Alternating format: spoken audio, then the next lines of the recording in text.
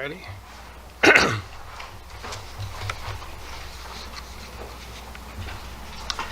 Good evening and welcome. Tonight is Monday, September 8th, 2025. This is a regular meeting of the Minnetonka City Council. I will call meeting to order and ask you to stand and join me in the Pledge of Allegiance. I pledge allegiance to the flag of the United States of America and to the republic for which it stands, one nation, under God, indivisible, with liberty and justice for all. Ms. Larson, would you please call roll? Wilburn. Here.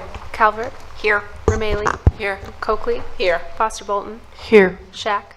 Here. Wearsome. Here. Next item is approval of the agenda. It looks like we have an addendum. Mr. Funk. Thank you, Mayor. Good evening, Council. I do have one item for your consideration under tonight's addenda. It's related to item 14C, items relating to the 2025 preliminary tax levies and the 2026 preliminary budget. As you know, the packet was posted last Thursday. This addendum includes additional public comments that went out after the packet. So that is in front of you for this evening. There is no other consideration, and staff recommends approval of the agenda as amended. Thank you. Thank you, Mr. Funk. Council, is there a motion to approve? Councilmember Calvert? Thank you, Mayor. I move approval of the agenda as amended. And a second. Councilmember Rameli? I'll second. All right, a motion by Councilmember Calvert and a second by Councilmember Rameli. Ms. Larson, please call roll. Wilburn. Yes. Calvert. Yes. Rameli. Yes. Coakley. Yes. Foster Bolton. Yes. Shack. Yes. Wearsome. Yes, motion carries. Next item is approval of minutes, and we have three sets. We have the July 23rd, 2025 special study session minutes. We have the August 11th, 2025 regular meeting minutes, and the August 25th, 2025 regular meeting minutes. I think we can do those all at one time. If anyone has any comments they'd like to make, otherwise a motion is in order. Councilor Calvert? Thank you, Mayor. Before the meeting today, I did give Mr. Funk a few minor changes to the August 25th meeting minutes, but with those changes, I move approval of the August 25th regular meeting minutes. Thank you. Is there a second? Councilor Shack? Thank you, Mayor. I'll second. All right, we've got a motion by Councilmember Calvert and a second by Councilmember Shack. I also had one correction that I shared with Mr. Funk today, and I believe that was done. So, Ms. Larson, please call roll. Wilburn. Yes. Calvert. Yes. Rameli. Yes. Coakley. Yes. Foster Bolton. Yes. Shack. Yes. Wearsome. Yes, motion carries. Item 6 is special matters, and we have one special matter tonight. That is a proclamation for Hispanic Latina Heritage Month. I think I said that correctly. And Councilmember Shack said she would read that proclamation, so thank you. Yes, thank you, Mayor. Whereas Hispanic Latina Heritage Month is celebrated from September 15th to October 15th each year, recognizing the profound contributions contributions of the Hispanic and Latine communities to the culture, history, and progress of our nation, and whereas the City of Minnetonka is proud to celebrate the vibrant contributions of Hispanic and Latine individuals, families, and organizations who enrich our community through their artistic, educational, economic, and social endeavors, and whereas the historical roots of Hispanic and Latine heritage are deeply intertwined with the broader narrative of our nation's development, reflecting a legacy of resilience, innovation, and community spirit, and whereas this month recognizes and celebrates the accomplishments and struggles of Hispanic and Latine people in the face of continued inequity, racism, and xenophobia, and whereas the City of Minnetonka is committed to fostering an inclusive and respectful environment where the cultural diversity of all its residents is celebrated and cherished. Now, therefore, be it resolved that the City Council and the City of Minnetonka does hereby proclaim September 15th to October 15th, 2025 as Hispanic Latine Heritage Month, and call upon the people of Minnetonka to recognize the contributions made by members of the Hispanic and Latine community and to actively promote the principles of equality, liberty, and justice. Thank you, Councilmember Shack, and thank you for doing a better job with that pronunciation than I did. I was coached today, but I still managed to drop the ball on that, so thank you very much. Next item is, Mayor? yes? A point of order. I just wanted to make sure. So we had the only set of minutes that was on the screen was August 25th, but there were two other sets of minutes. So I just want to make sure that we passed them all. We did. Okay. We did. Because I didn't say that. I said August 25th. But No, I but we had three sets, so we did them all at one time. Got it. Very good. So I think we're covered. Thank you, Councilmember Calvert. So the next item is reports from city manager and council members. So, Mr. Funk. Again, thank you, Mayor. Good evening, council. A few items to share with you this evening. First, this past Saturday, the city hosted its fall special community drop-off and recycling event at Public Works, where Minnetonka residents could dispose of appliances, tires, and other large household items. A real special thank you to our staff. We have staff involved from numerous departments that get involved in making sure that day is successful. And as always, it was busy. So again, thank you to our community that participated and for our staff that made that possible. Excuse me, absentee voting will begin this Friday, not this Friday, the following Friday on September 19th. In-person absentee voting will be available daily in the council chambers from 8 a.m. to 4:30 p.m. And then there'll be extended hours will be offered closer to the election. All this information will be on our website, so anyone that's interested on elections and all the updates on elections, please go to our website and find the latest information. Coming up on Saturday, September 21st, please join the cities of Minnetonka and Hopkins as there's a joint effort between the two cities to celebrate Latin American Heritage Month from 2 to 5 p.m. at the downtown park in Hopkins. There'll be music, there'll be food trucks from Nacho's Mexican Restaurant, dancing performances from Costa Rica Ballroom. The event is free and encourage our public to attend, and really want to acknowledge our friends and partners over at the City of Hopkins to working with our staff on this event. And then this Friday is the last movie in the parks for the season. The movie playing is called If, and so for those that are excited to go see If, it starts 15 minutes after sunset, and it's located here on the campus at our Civic Center Park. And so with that, Mayor and Council, I turn it back to you. Thank you. Thank you, Mr. Funk. Council members, anything that you would like to report? Councilmember Coakley. Thank you, Mayor. So this weekend I attended Resource West fundraising event on Saturday, and I would just encourage people to donate to Resource West. It's a community nonprofit organization that support families by doing case management, working with families. They provide some child care assistance and resources just for families in the community. Also, we received a card for community mediation restorative services. They're having a fundraising event on September 30th. I used to do mediation for this organization. I was trained in mediation and restorative services. I think it was probably about 3 years ago, and I served on their board for probably about a year. And so I would encourage people, if they have time, to also attend this community mediation restorative services fundraising event on September 30th from 5:30 to 8. And if not, you don't have time to attend it, you can always go there and donate, because this is another community organization who support mediation services when we have issues in our community, maybe neighbor to neighbor, or maybe family, just different housing issues.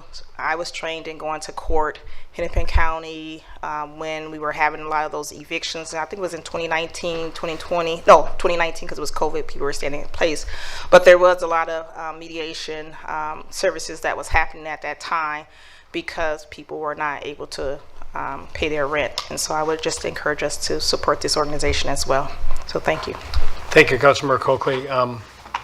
Council members, anything else? All right, I've got a couple things. One, we as a region and a nation are all reeling from the Annunciation Church tragedy.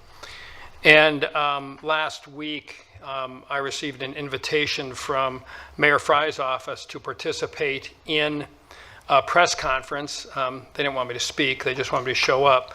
And I did that. And it was specifically calling for changes to gun laws in Minnesota, to add some restrictions to logical things, to ban assault rifles, to reduce the allowable size of magazines for guns. And I attended that because I think in this time, guns are such a complex issue and they're so divisive. And so there are so many opinions. But the reality of it is, we have to do something. Children in church were praying, and they were murdered by somebody who had an assault rifle, who had no trouble securing that gun. That person had no criminal history, but assault weapons are not only designed to kill, they're designed to pierce body armor that our officers and our public safety officials wear. They are not necessary. I'm a hunter. I own guns, but I don't need an assault rifle. And I think, I've had a lot of conversations with people, some people vociferously on the other side of my opinion. But I believe that if we don't have the nerve to take action on something that can protect the lives of innocent people, then we're to a certain degree complicit. And I'm not so naive to believe that, okay, banning assault rifles and large magazines is going to solve the problem. There is no one solution. People say, people who are opposed to any restriction on guns say, well, it's mental health. And you know what? They're right. It is mental health. It is a host of issues. All I know is that society and professionals and clergymen and clergywomen and people have been working on mental health and societal problems forever. And guess what? There's no end there. It's a journey.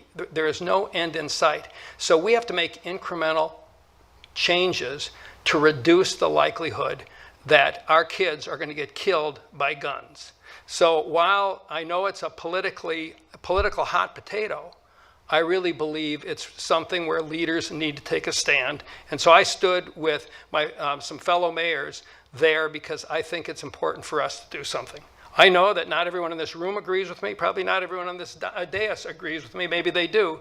But the fact of the matter is, if we are afraid to take action on something so fundamental, then maybe our citizens need different leaders, because we need to have the nerve to stand up to do the right thing. The tragedy at Annunciation has just, I'm really shaken by it. The fact that it happened in our region. I have a friend who lives in Minnetonka, Sophia Forchus, who is the young woman who's fighting for her life, is a family member of his family, extended family. I'm not sure exactly the relationship. But I mean, this strikes very close to home. And it's very important to me that we have the nerve to do something. So that's why I showed up there. And I wanted to let everybody know that. So with that, we will move on. So the next item is citizens wishing to discuss matters not on the agenda. So this is an open mic opportunity. And if you have an item that you'd like to present, just come forward and state it to the council. We will take no action tonight, but we want to hear what you have to say. And if there's something that requires follow-up, staff will follow up. And then we also are kind of working to manage time better. So we do have a timer. We request that you keep your comments to about 3 minutes. And so if there's anyone who would like to make a comment to the council, please come forward, state your name and address. The timer will come forward. Is this also for announcements, Mayor? Yes, yeah, this is, if you have something that you want the council to know about, please come forward, state your name and address, and tell us what's on your mind. Welcome. Thank you. Thank you. Thank you, City Council members, and it's an honor to be here in the service of our fire and first responder forces. It's a serious honor. Thank you for your service. I'll try to keep it under 2 minutes if possible. I didn't prepare for this so much. I kind of fell across this opportunity to present this to you all. My name is Lawrence Badson. I'm a native of Minneapolis, Minnesota, born and raised. I graduated actually from Hopkins High School, which is technically in Minnetonka, so this kind of works. I've been living in Israel for the past almost 25 years of my life with a wife and 4 daughters. October 7th, 2023, I was at home getting ready to go to prayer on the Sabbath and also Jewish holiday when the missile sirens started to go off. Living in Tel Aviv, it's rare where you know that it's something serious that's happening if missile sirens are going off. And it will forever leave a scar on not just the state of Israel and the Jewish people, but really humanity that day. In the follow-up, we connected, and my wife and I, to one of the many communities that was attacked on that day, Kibbutz Kfar Aza. And in follow-up to that, with fundraising and rehabilitation and rebuilding efforts, they invited us to an exhibition in October 2024 that was by far one of the most powerful exhibitions I've been to. I would say second to the 9/11 exhibition in New York, that told the stories about the 64 civilian deaths that were killed that day, the first responders, the rescue forces, the military, the police, the paramedics. Very powerful, that humanized the deaths that took place on that day versus just talking about the attack, which everybody hears about with all the attacks and all the atrocities that are taking place across the world. And it was at that exhibition that my wife and I decided that I'm an auto parts salesman, but we decided to create a project called the Surviving Project to bring this exhibition, a firsthand experience where you hear the stories from those that were there on that day. Bring this exhibition to the United States of America, which we've fundraised for the past 11 months and been working on. And I'm happy, or with great honor, to say we'll be launching it in St. Louis Park September 25th until October 11th, with ticket sales for $10 each. It's a very powerful opportunity, as opposed to waiting for a museum, to experience this exhibition and hear from the stories and gain resilience from the people that died, and hope for the future, for peace and against violence, anti-Semitism. Tickets can be purchased at, it's Through Their Eyes is the name of the exhibit. It's tteexhibit.com.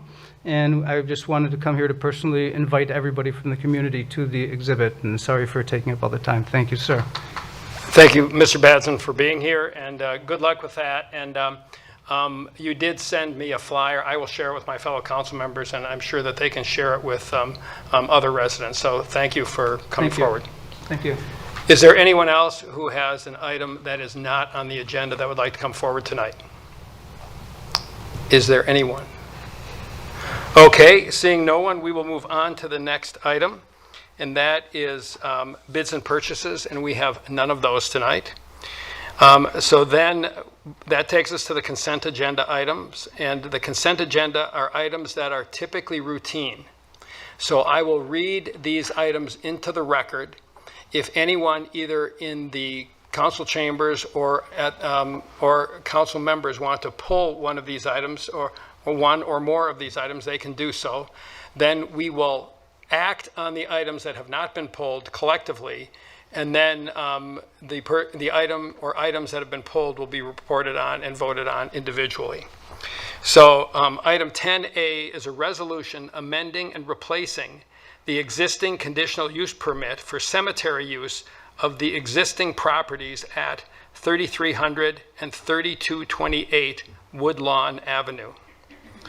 Item 10B is a resolution authorizing execution of required documents for participation in the Minnesota Paid Family and Medical Leave, PFML program, through a private carrier. Item 10C is the collective bargaining agreement between the City of Minnetonka and Minnetonka Professional Fighter Fighters, IAFF, Local 5522. And finally, item 10D is mayor's reimbursement of travel expenses. And I will just comment on that. That is to attend the Transportation Alliance meeting in Washington, D.C., where we will be meeting with our elected officials to encourage funding for improvements to Highway 7, which I think everyone believes we need. So that's the purpose of that trip. So with that, does anyone want to pull anything, or shall we move? Councilmember Shack. Thank you, Mayor.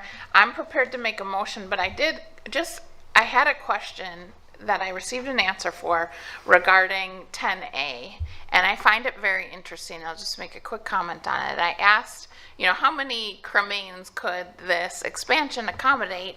And my quick math in my head that I got in the answer is it really could accommodate somewhere between, at maximum, 500 to 600 sets of cremains, depending on how people use their niche and their unit. And that is really impactful to me because it's a very efficient way to deal with remains versus a full burial plot. So I thought this was an innovative request, and I think it is a sustainable one as well. So. Thank you. Thank you, Councilmember Shack. Councilmember Romali. Thank you. I'd just like to follow up on a comment with that as well before making a motion. That is, the Groveland Cemetery is in Ward 3. It's right next to Groveland School. For those who know it, it was established in the 19th century, I think around 1871. So my kids who went to Groveland went there several times throughout their school, elementary school, to do etchings and also just learn about history. So in addition to the sustainability and the space efficiency, I just want to recognize the volunteers who keep up that association. It's an all-volunteer association. The grounds are kept beautifully, especially compared to, kind of other city cemeteries that we see around in other communities nearby. And so this is also an economic issue for them.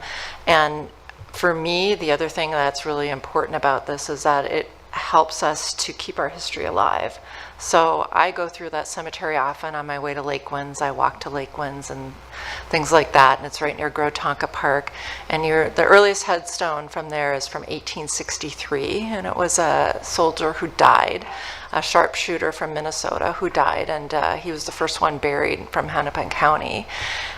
From there, we see gravestones from lots of babies in the late 19th and early 20th century, those who died before vaccines were available to cure childhood illnesses, all the way through the 20s and 30s. So really, you can actually literally walk through the history of our community and also our country when you walk through that graveyard and the memorial. And so I think this will help us to continue to study our history, remember our history, because if we it's a walk through our country's history as well as our community's history and kind of our ideals and aspirations and accomplishments as a country, as a democracy.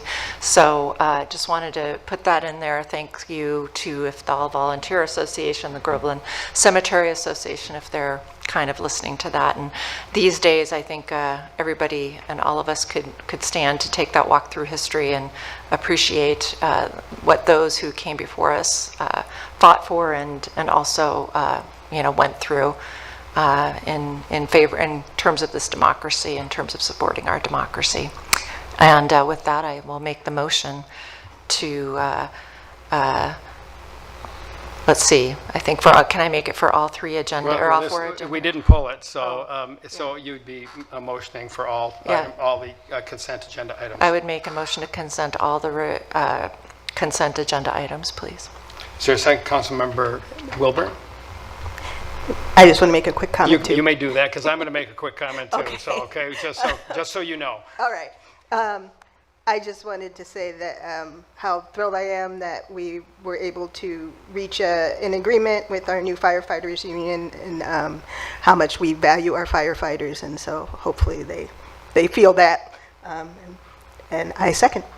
All right, we've got a motion by Councilmember Mailey and a second by Councilmember Wilburn. My quick comment, and I am very thankful for our firefighters and their service, so thanks for being here tonight.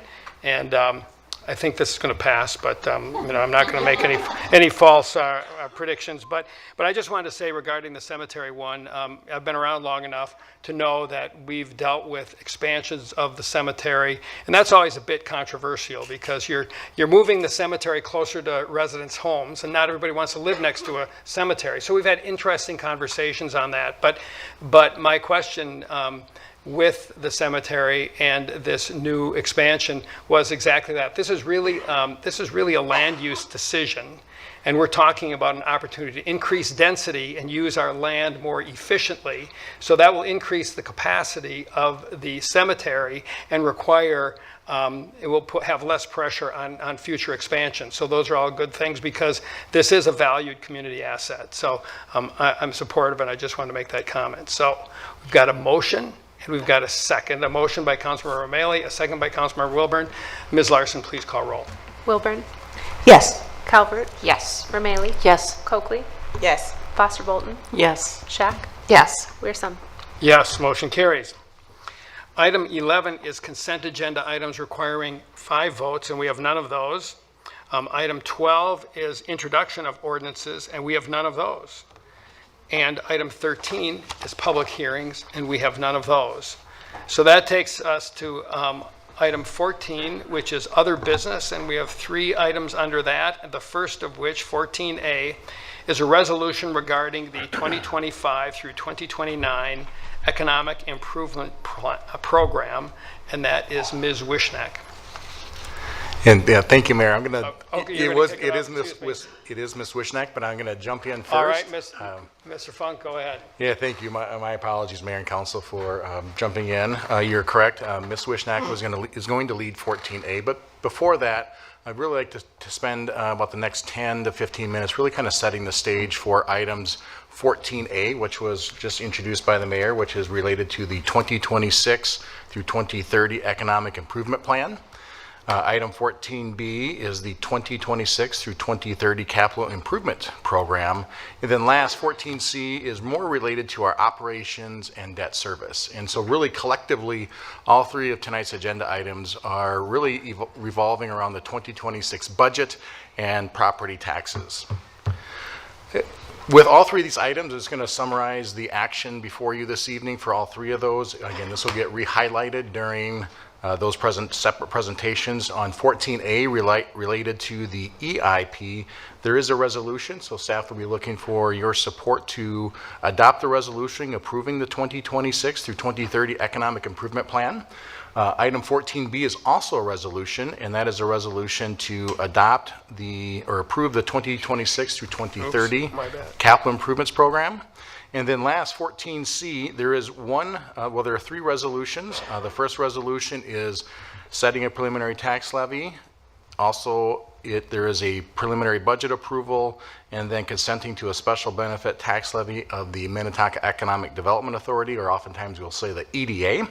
There's a second resolution under 14C, which is setting the preliminary 2025 tax levy collectible in 2026 for the Bassett Creek Watershed Management Tax District. Then last, there's a resolution canceling a debt service levy for taxes payable in 2026. So staff will cover all those coming up in the presentations, but again, just really wanted to set the stage for your consideration as you work through tonight's budget conversation and presentation.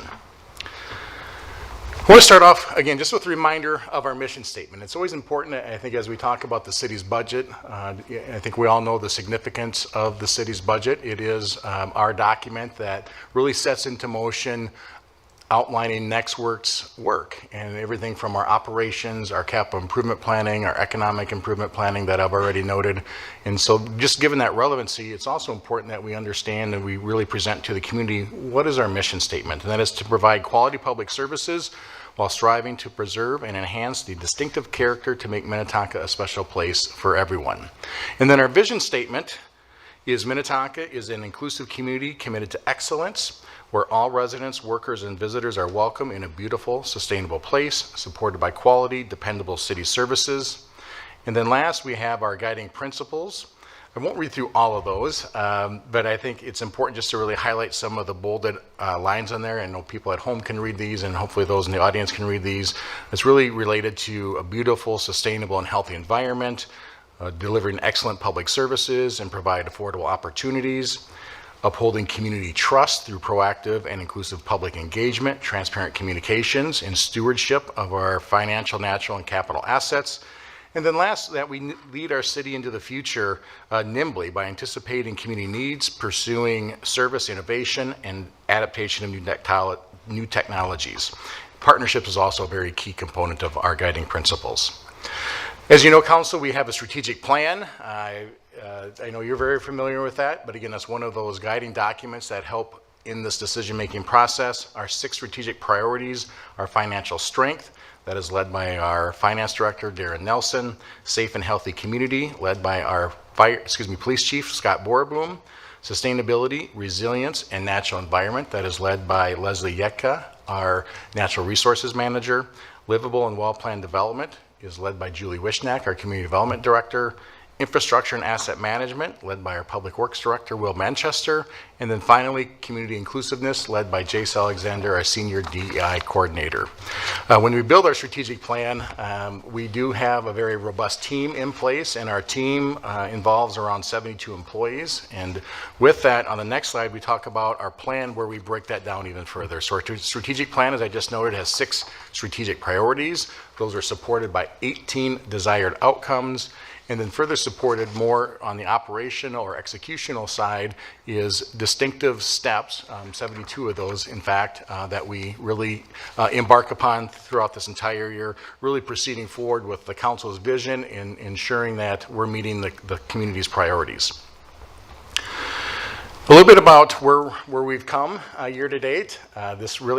This project really started back earlier this spring in Q1, back in March, where directors presented to the council in a study session. That was followed up in April with a community and business survey. Then in May, there was the official 2026 budget kickoff session. So we had some time in a study session, really talking about priorities and what is important to you as council and getting direction from council. Then in June, we had our first conversation regarding the capital improvement plan and the economic improvement plan at a study session. Again, later tonight in item 14A, you'll hear from Ms. Wishnak on our summary discussion on our EIP, and then also with the capital improvement plan. That's 14B, so that is again coming back to you. Then in August, just here a few weeks ago, we did have an operating budget study session discussion, and we talked about tax levy impacts and direction from council in August. So here we are tonight, after about 5 months of budget discussions prior to this evening, but it doesn't end after tonight. So tonight is the preliminary levy with the resolutions that I had noted for your approval. Then in November, We will be staff back to you to talk about a couple different things, really more so on our enterprise funds, where we'll take a look at our utility and special revenue accounts. And then in December, there will be the official public meeting and adoption of a final levy, and that's at 6 o'clock on December 8th. We do have a backup date in case of weather, and if there's other information that needs to come back to the council, that is scheduled for December 22nd. There's a lot on that page, and I think we often talk about council, mayor and council, about our budget timeframe. And we do spend, as a city, considerable time developing our budget. There's a lot that goes into our budget, and I think you'll hear that from Ms. Wishnack and from Mr. Nelson coming up, just in terms of the data that we have, in terms of how we assemble the budget, and all the different pieces that go into ensuring that we're meeting the needs of our community. I would be remiss if we didn't talk about financial strength. As I noted, this is one of our pillars in our strategic plan, and it's an important one because we are committed as a city to making sure that our financial strength is solid, that we are looking long-term, and we have 3 distinctive desired outcomes. One of those is high-level creditworthiness. That's an important one because we are, as you know, council, we are a city that continues to maintain our AAA bond rating. And that should give reassurance to our community, for any one of our residents and businesses, that as a leadership team of council and staff, that we look to ensure that our financial portfolio is strong, and that we're budgeting and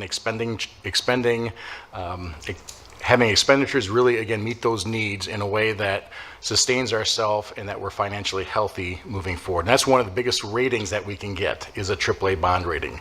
There are very few cities in the state that actually can claim AAA bond worthiness. So again, speaks to the city's level of financial strength. We also, as a desired outcome, want to improve alignment between service expenditures and identify priorities. The finance director and myself, we've been participating in a national cohort group focusing on re-engineering government budgeting.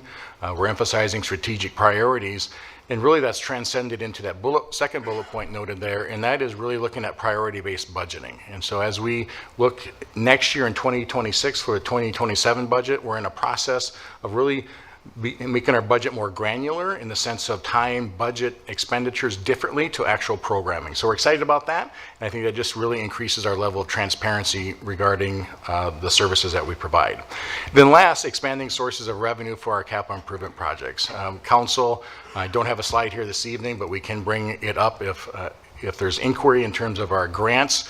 We've really made a concerted effort these last couple of years of really focusing on revenues outside of property taxes, and really a credit to our staff, Sarissa Falk, our senior management coordinator, who has really been working with our directors, and again, a credit to our directors in terms of seeking out grants and really looking for revenues outside of just property taxes being the only source of revenue.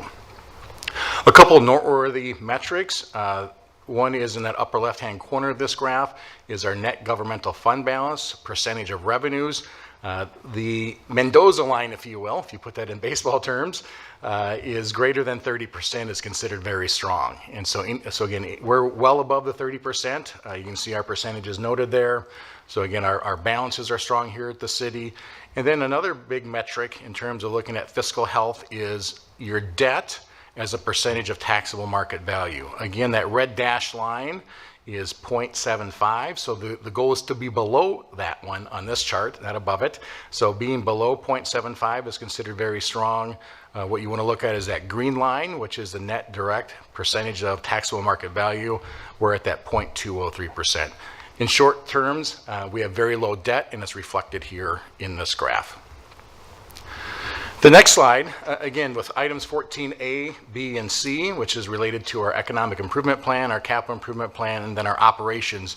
There are numerous planning documents that go into really determining the needs of the community. It's worth noting that these are documents that really aim at the city's long-term planning efforts.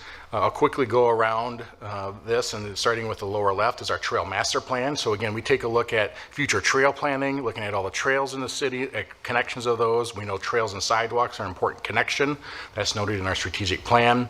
We have, we have our climate action and adaptation plan, our CAP. Also, there are priorities and projects noted in that play a role in our annual budget. Next is our community and business survey. So again, we want to get a temperature of our business and residential community, again, needs, and really look to our residents to tell us and shape us what's important to them. We have also our public safety master plan. Again, you're very well familiar with that, and we'll dive more into that in our operations here in a minute. We have our strategic plan that I noted. We also have our natural resources master plan and some of the park master planning that comes into play. We also then have our park, open space, and trail system plan, our post plan with recommendations in there. We have our comprehensive plan. That's something that Ms. Wishnak and Community Development rely on in their efforts. And then we also have facility planning as part of our debt and as we look long-term for some of our facilities and assets. So again, a lot of different puzzle pieces, as I call it, as we look at the city's planning efforts and really taking elements of all those different plans and ensure that we're, again, being forward-thinking and really meeting the needs of the community long-term. As part of our budget process, as you know, we do solicit public engagement. This, again, is a quick snapshot of the different tools that we use. We use our Minnetonka Memo, and we put articles out in the Minnetonka Memo in the last couple months. We've also used our social media channels, both on Facebook, Instagram, and numerous other social media channels. We have a number of those that we utilize. Council, you did receive some feedback in your packet and then along with the addenda as well. So the public does get engaged. I know oftentimes we look for more engagement. This year we had very little correspondence related to our budget process. We've had some emails that you've received, and I'm sure we'll be taking those under consideration later. But we do our part on the city to be transparent about it and make sure that we're reaching out to residents and ensuring that residents can be engaged with what's being presented. The next slide talks about the survey, and I mentioned that here a few minutes ago. We do ask a number of questions on our community survey because we do want to get feedback from the community about taxes and about the budget. Those are noted there. Question 29, for example, asks the question, when you consider the property taxes you pay and the quality of city services you receive, would you rate the general value of city services as excellent, good, only fair, or poor? The answers there are to the right side of that, which is between excellent and good. Roughly 88% of our residents speak favorably. Question 30, if you could increase the property tax levy, which one of these major areas would you prioritize for the increase? Police and fire protection, street maintenance, parks and trails, or some other city services? Again, I know you've seen these responses, Council, but for those, this may be seeing this for the first time, that's been evenly spread between police, fire, streets, parks and trails, and other services. So certainly not one distinctive category that jumps out. Everyone loves everything, so that's perhaps what speaks to that a little bit. And then question 32 is, what services would you be willing to see cut? And so that's noted there. Unsure is 6%, nothing / cut waste is 18%, parks and trails 33%, transit 7%, kind of across the board 9%, police 11%, community events 2%, recreational programs 6%, and administration 9%. Another question worth highlighting here is, what do you like least about living in Minnetonka? And the reason we ask this question is, again, we're looking for cues from the community if there's something that we should be investing in, something that we should be not only investing in, perhaps taking a look at in terms of enhancing. Some of the responses there is, well, actually the question that received the most was nothing. So I think, again, signals that most residents really value what we're doing here at the City of Minnetonka. Taxes is something that comes up then second. So high taxes is certainly something that comes up. And Council, I've had conversations with all of you. As you interact with residents, that does come up about taxes and tax levy. And again, that's why we're here tonight, is to talk further about that. Next slide. I know you've seen this again before. Just really, I want to start in the middle. Perhaps you've seen a stool there before, so we got a new graphic. Seeing if you're watching, I got a thumbs up on that one. So really, as we talk about property taxes, because property taxes can be confusing. The property taxes in Minnesota are confusing. The city budget is big. And so we try to do our best to really provide this down at a more level that people can understand and really kind of wrap their arms around. So when we talk about property taxes, again, I turn your attention to the middle graphic.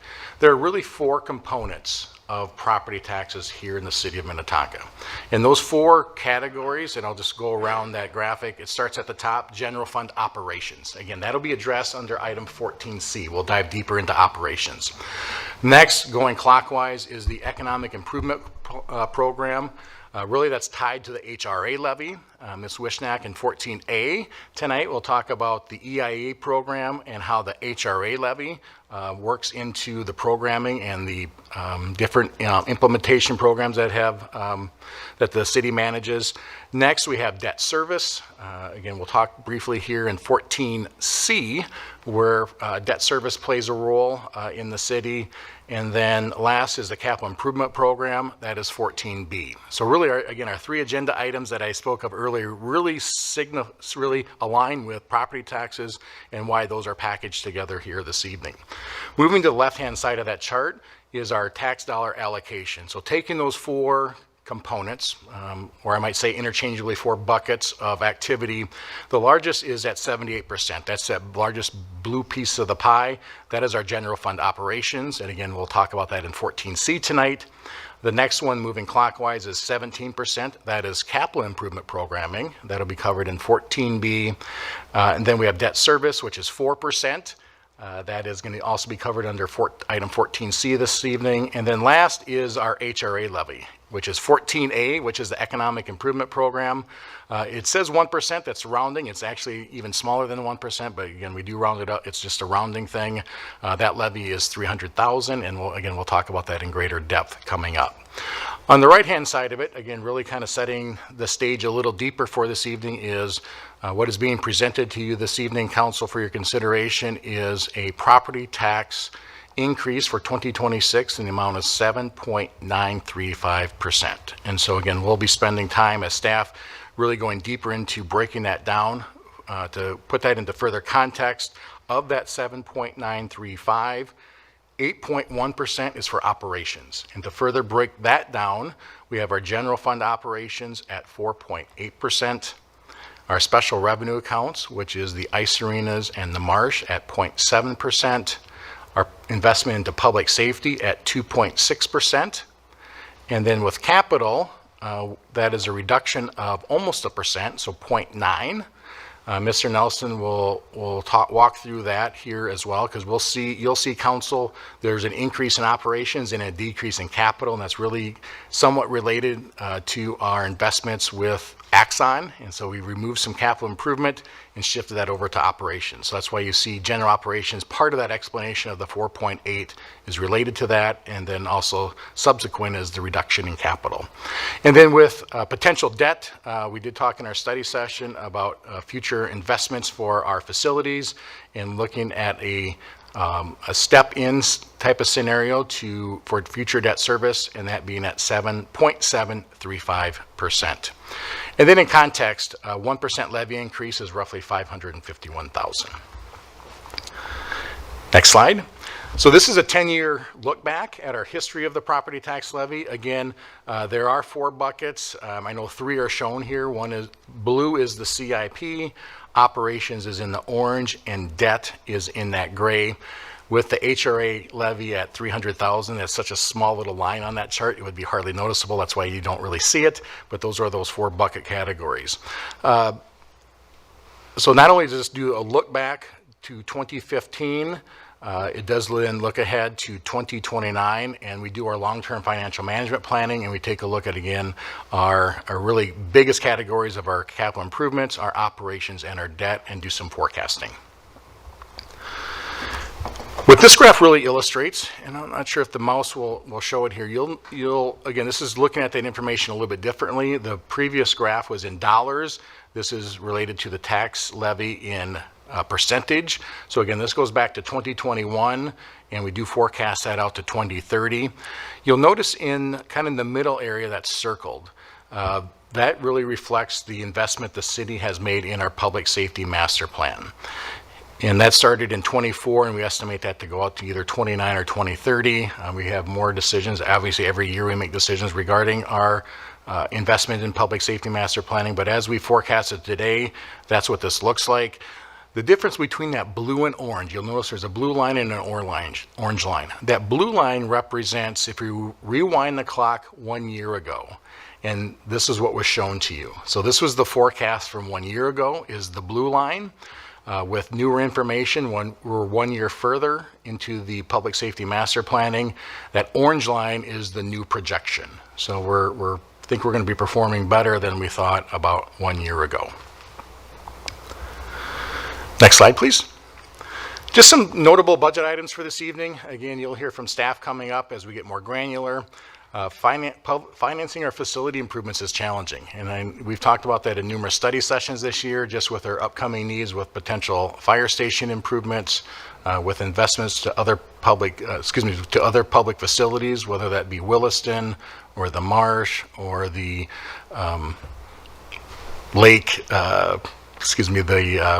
Glen Lake facility as well. We've talked about, so certainly numerous public facilities, including Opus. So we know there's public capital needs, and financing for those long-term is challenging. Along with that, the legislature did not approve the city's bonding request for the Opus or Marsh. So we've been asking for bonding dollars the last couple of years. If we would have received some dollars, that would provide us better flexibility for some other project, but that has not yet to come fruition. We are looking to submit and have submitted a request, however, for this year in 2026 in the upcoming legislative session for $5.33 million. That would assist with reconstructing Fire Station 2, as we've identified Fire Station 2 as a priority. And if we were successful in receiving those state bonding dollars of $5.33 million, we would be required to match those. Another thing that we've talked about is a sales tax, potential sales tax conversation. That moratorium has been lifted. Council, and for those that listening to this session, there's been a moratorium on cities implementing local option sales tax. That moratorium has been lifted. There was no new legislation approved, and so the legislation, as it's been written for many, many years, is in play. We'll be discussing, I think, further counsel on what that might look like for the city of Minnetonka as we prepare for longer-term financial capital improvement projects. And then last noted on this slide is the property tax levy is about the only option remaining. So as we look at these projects and we look at trying to be creative, there is going to be pressures on the tax levy. I think we know that, and so that's part of how we're looking long-term financially at how we can best manage the city's resources given the needs that we're looking at here in the city. Next slide, and I'm just about done. We do show this to you is our comparables. So we like to give you staff likes to give you a snapshot of what's happening with other cities. It's always nice to know what's happening with our neighbors. Again, every city has their own story. I think Mr. Nelson has said that previously. Where we are standing today, as I start out the presentation, staff is recommending basically 7.9% levy increase. Here's what our neighbors have signaled to us. Brooklyn Park actually informed us today that they're likely double digit. So I can't give you a specific amount in there, that's why it's not on the graph, but at this time they're looking at perhaps double digit increase as well. We break down Minnetonka slightly differently, as I noted earlier, just to show for Minnetonka, if we were not having our investments in public safety, and if we weren't looking at potential long-term bonding, really our general fund operations at business, kind of almost business as usual, if you will, is at 4.6%. You can see how we stack up against other cities. Again, we don't break down their levies like we do, but again, I want to give you a flavor for how we compare to many of our neighboring comparable communities. The next slide then illustrates a 20-year average. So we do a look back. So we went back to 2006. And again, this is just comparable information. It's benchmarking information, really just to give you a sense of, over the last 20 years, how has Minnetonka's levy been reflective to other cities? And in that 20-year average, the increase, over those 20 years, the collective increase has been 99%. Minnetonka is at 96%. And so what that graph really illustrates by all those different colors is year by year that for Minnetonka that we kind of fall in the middle of other cities. We certainly, I think, as a value of our community, don't want to be the highest tax city. We value services. We put a high value on our services. We have that commitment to excellence, and that's reflective of probably where we stand in this graph. So this shouldn't be surprising, I don't think, in terms of who we are as a community and what we invest in and what we want to be in as a high service, high value community. With that, I've again spent some time setting the stage, and now I'd like to turn our attention to item 14A, if we can, Mayor, and have Ms. Wishnak really start diving deeper into the 2026 to 2030 Economic Improvement Plan. Thank you. Thank you, Mr. Funk, and Ms. Wishnek. It is your turn. Thank you, Mayor and council members. I'm going to do an overview. As you know, we've talked about this in our study session, but for the public's sake, we want to make sure there's an understanding of what the document includes. So again, to reiterate what Mr. Funk said, we'll be asking for a motion to adopt the resolution to adopt this 2026 to 2030 Economic Improvement Program document.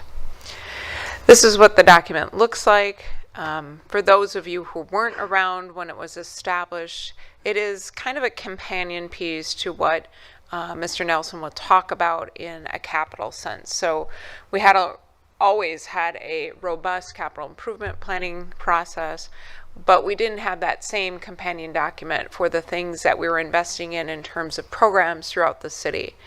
I think that was kind of an enlightenment when we would send out reports and there would be just lots and lots of text about what we were doing and efforts we were doing on housing and transit and all of those different things. And it wasn't very condensed into one document where somebody can pick it up and say, what is the city doing about economic improvement in the community? And when we talk about economic improvement, we're not only talking about, I think there's maybe a misunderstanding, this is only about economic development. It is about economic development, but it's also about the development of housing. It's about redevelopment, how the city looks at tax increment financing.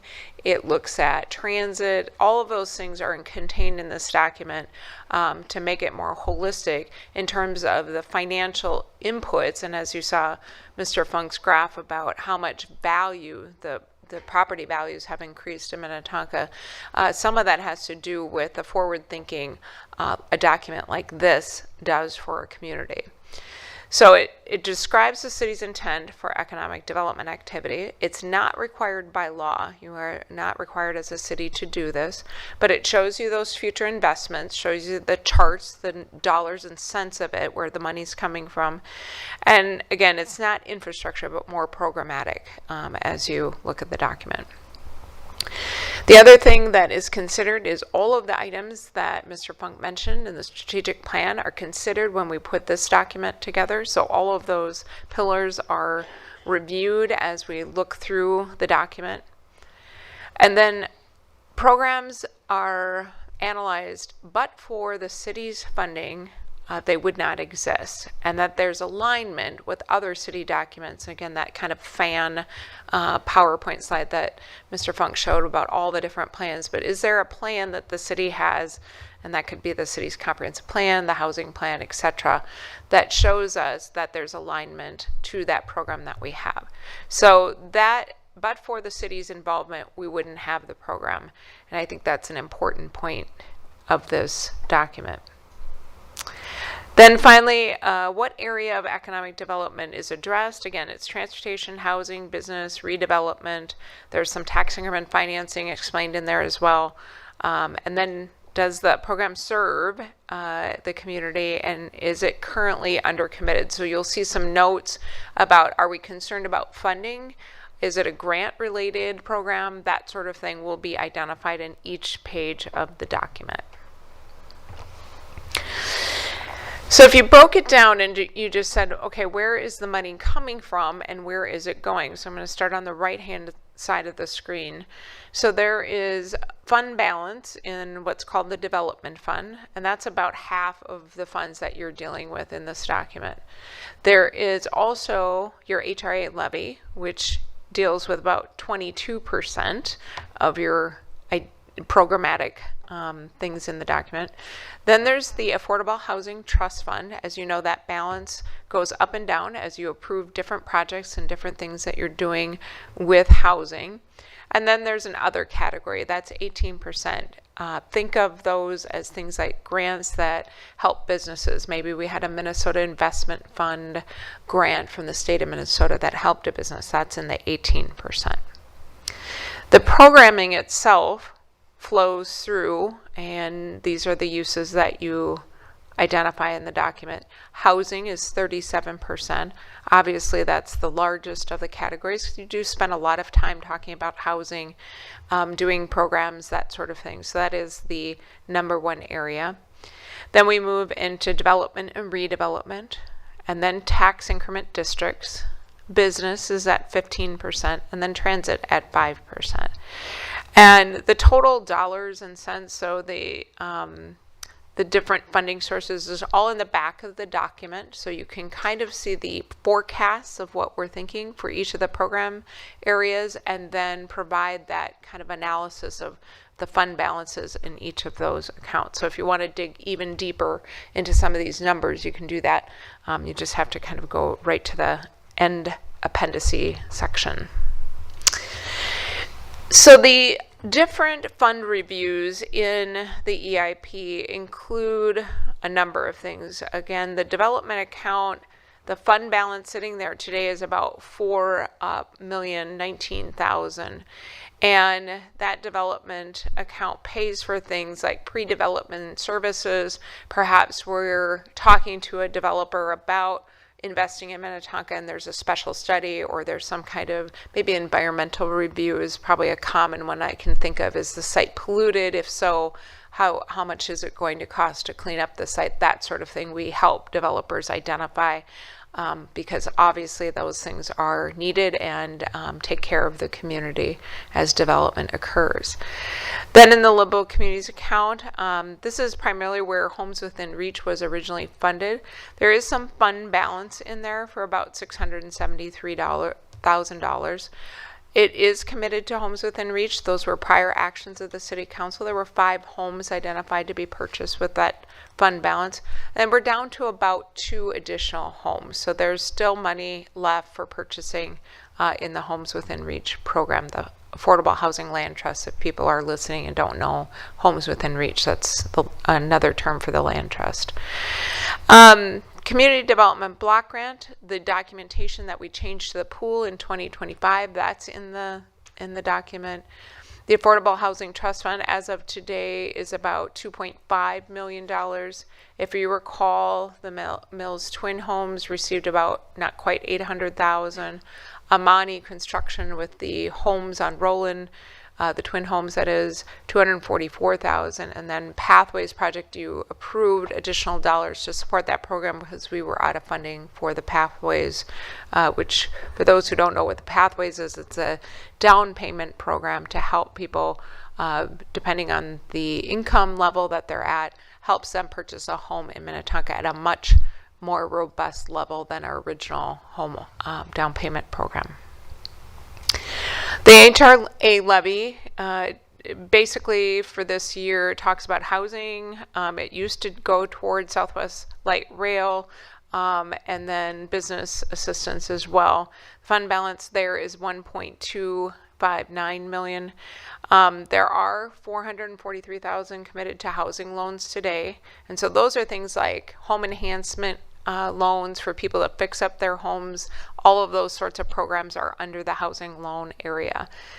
$100,000 again was committed to Pathways. $118,000 is for business and marketing. Think Thrive magazine, outreach that we're doing, that sort of thing. There's also emergency business assistance. So if a business runs into problems or issues, definitely they can access those emergency dollars. I am doing this somewhat of a commercial. If you're a business and you need help, please call us.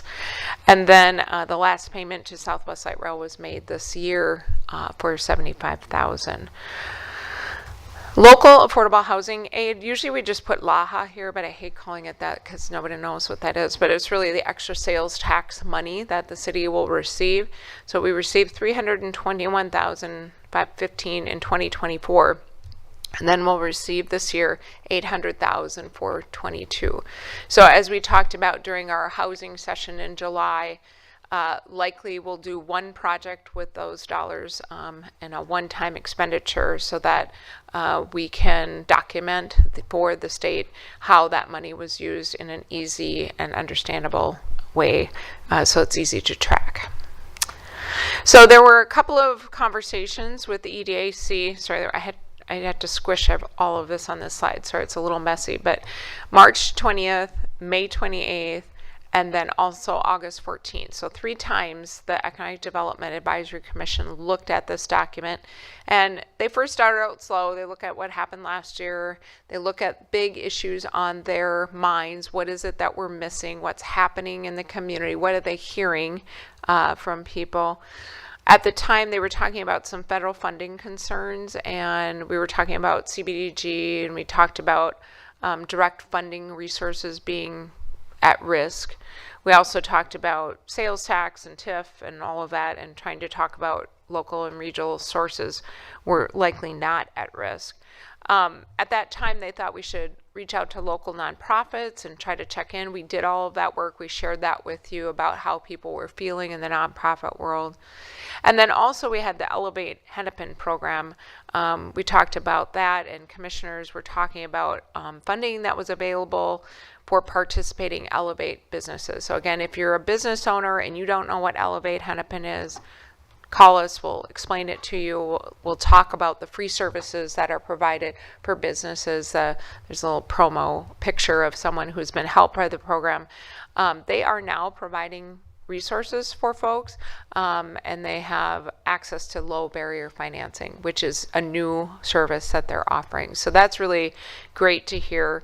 And then the commissioners also asked about pathways, because they were seeing the fund balance run down for that particular program. So they were recommending to you to go ahead and replenish that. And so they were having a conversation about that. And then also talking about revisiting the village centers. We had a kind of an exercise after the last comp plan where we went through each village center in the city or neighborhoods to drill down and talk about what exactly is going on in that neighborhood.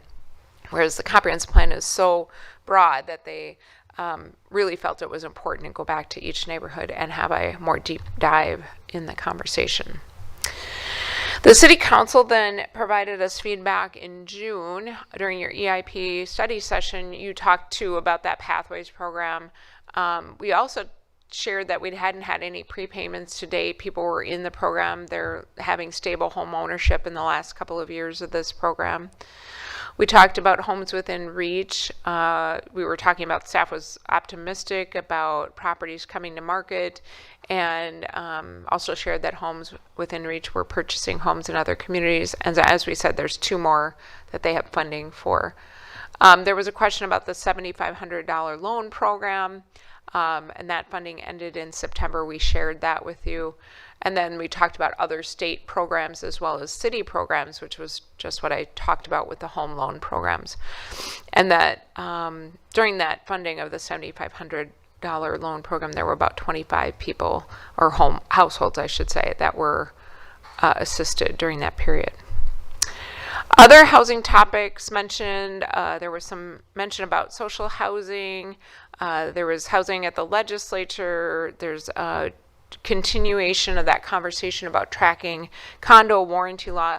All of those things were mentioned, but there wasn't actually a program identified or anything. But we always keep documenting what your conversations are so we don't forget from year to year what the council was feeling as they discussed this.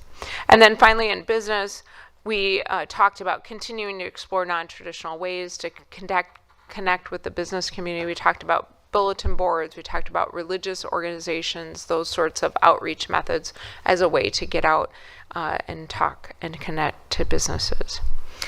We kind of continued the conversation, even though we weren't talking about the EIP specifically. We continued the housing conversation in July when you talked about all things housing.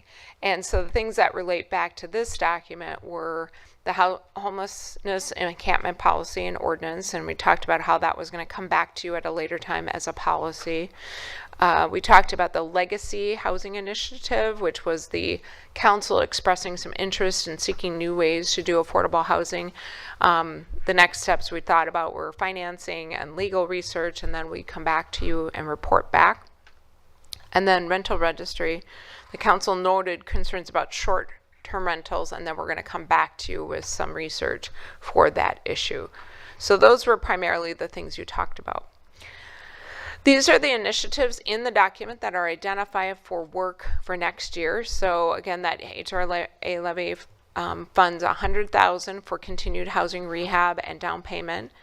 175 for pathways, 25 for homes within reach. That's the administrative fee just to kind of exist, not to buy new homes, but that other funding would support that. Then in the Affordable Housing Fund, still continue to talk about NOAA preservation opportunities, discuss our scattered site acquisition for affordable home ownership production, redevelopment of certain sites. We had identified the sites that the city owns and the pathways money. And then in the initiatives, the encampment policy, explore manufactured homes for affordable housing. We mentioned the zone co-work, which is the zoning work rewrite that we have in process. Then the rental registry, the resource guide, and then we talked about the lease at Vail for transitional housing.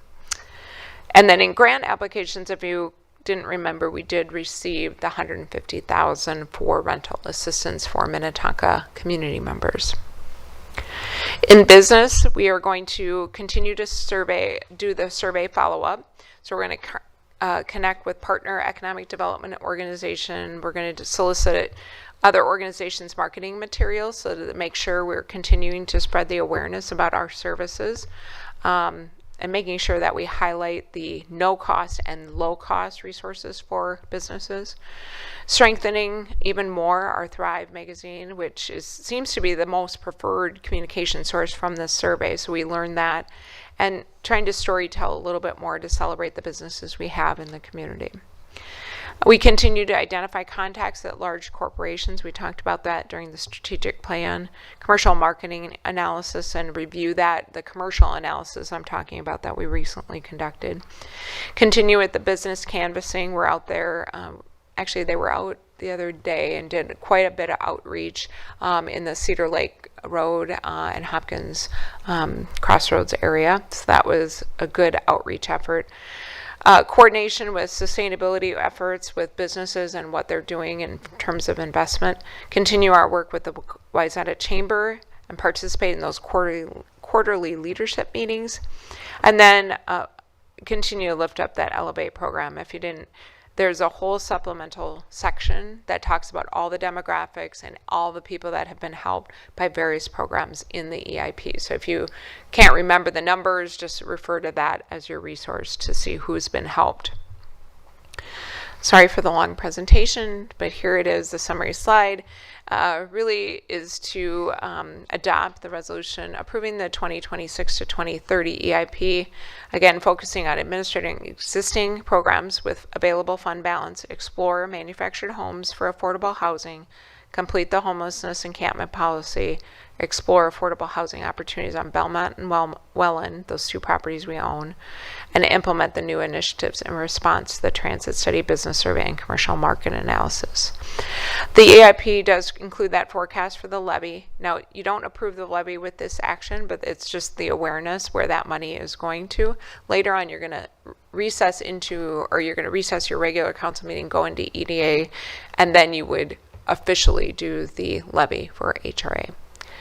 A lot of technicalities, but Mayor, I'm done with my presentation on EIP. Mr. Funk, do you want them to make a motion each time we go through, or do you want them to do it at the end? If I get Mayor and Council, thank you, Ms. Wishnack. Per the agenda, so 14A is, as Ms. Wishnack presented, the 2026 to 2030 EIP. We would look for your approval of that resolution at this time. And then Mayor, I'd suggest if there's any public comments you want to take on 14A, that you could do it also at this time. I will ask the council first if they have any questions. I mean, we've seen this before, but are there any questions that you want to get asked tonight before I seek public comment?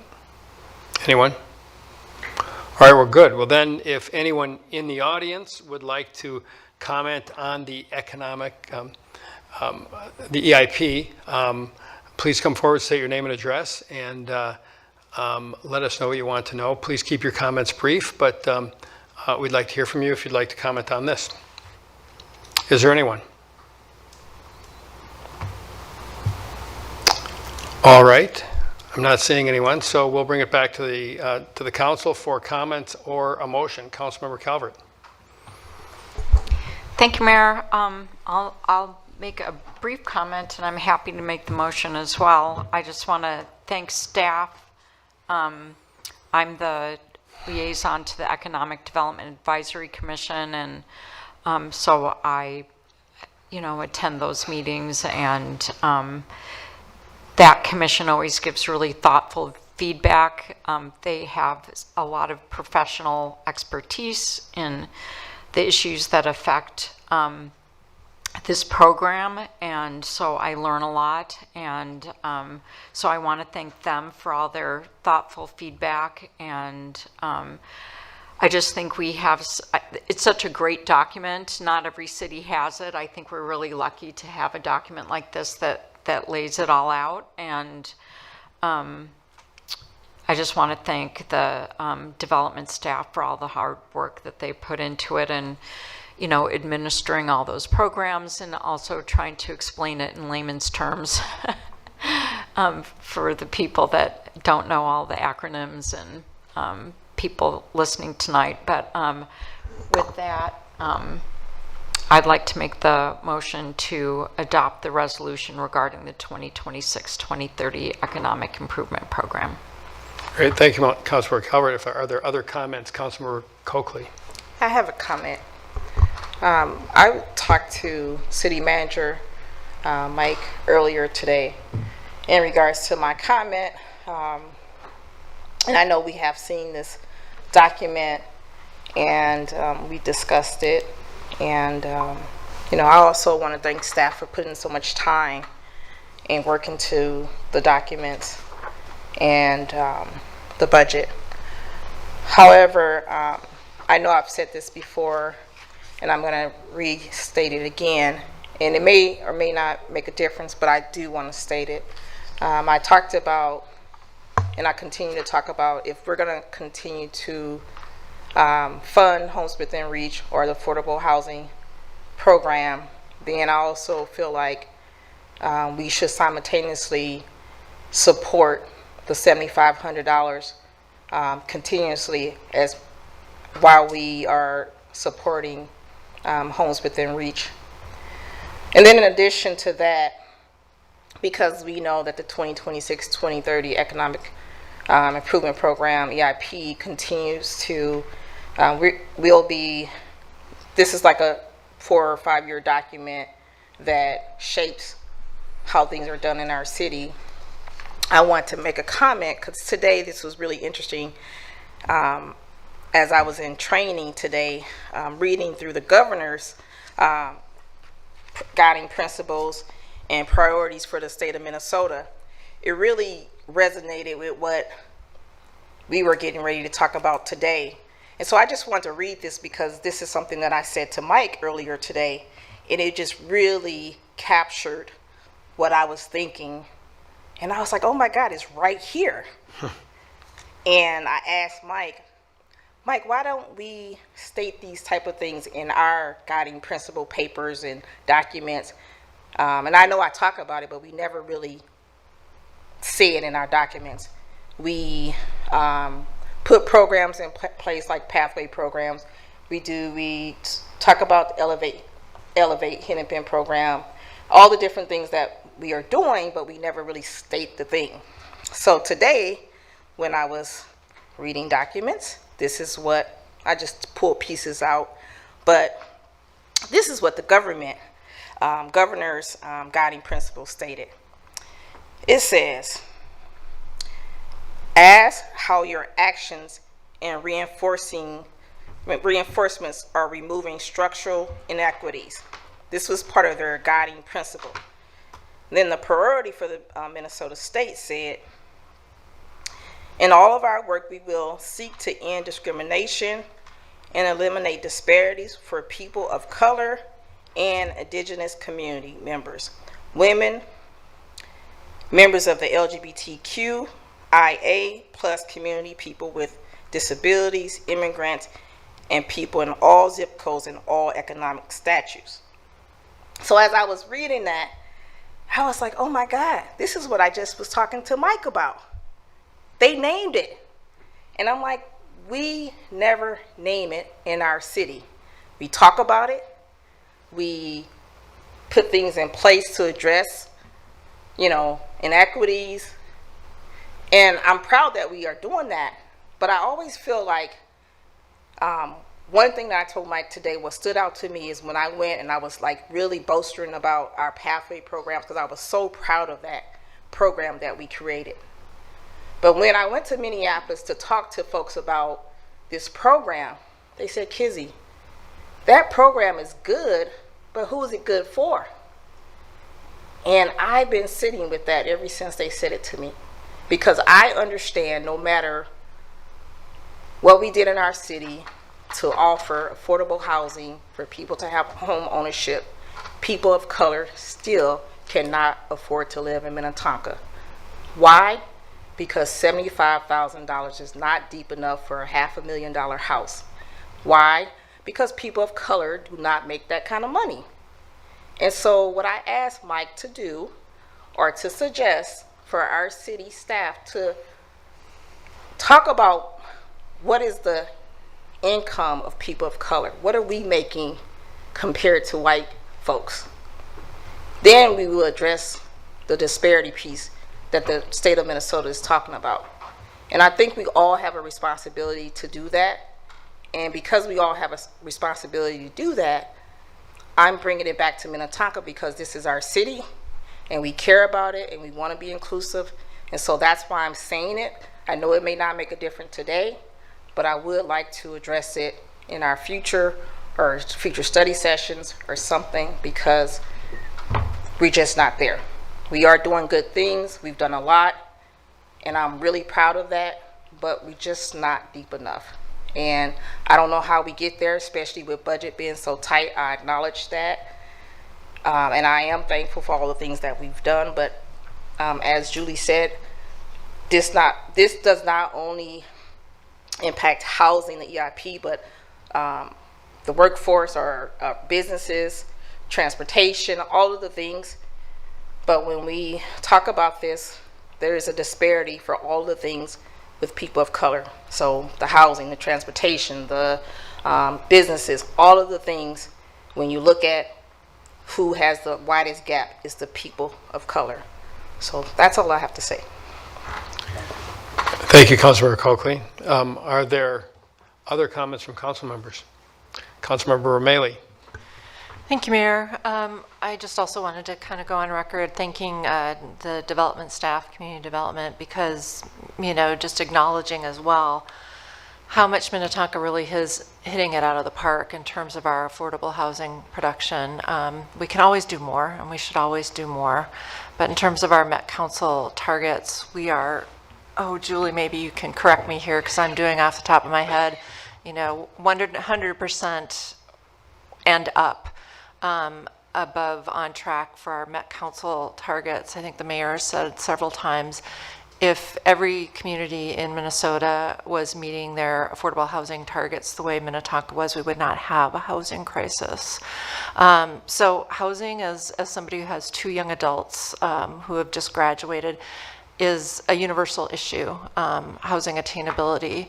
Attainable housing is something that we all need, and this is such a small part of our budget overall, but it does such great things for so many people. And again, I just want to thank a lot of the innovative thinking in terms of TIF pooling and some other things that Minnetonka has led the way on that have allowed us to create thousands of affordable housing units over the last few years.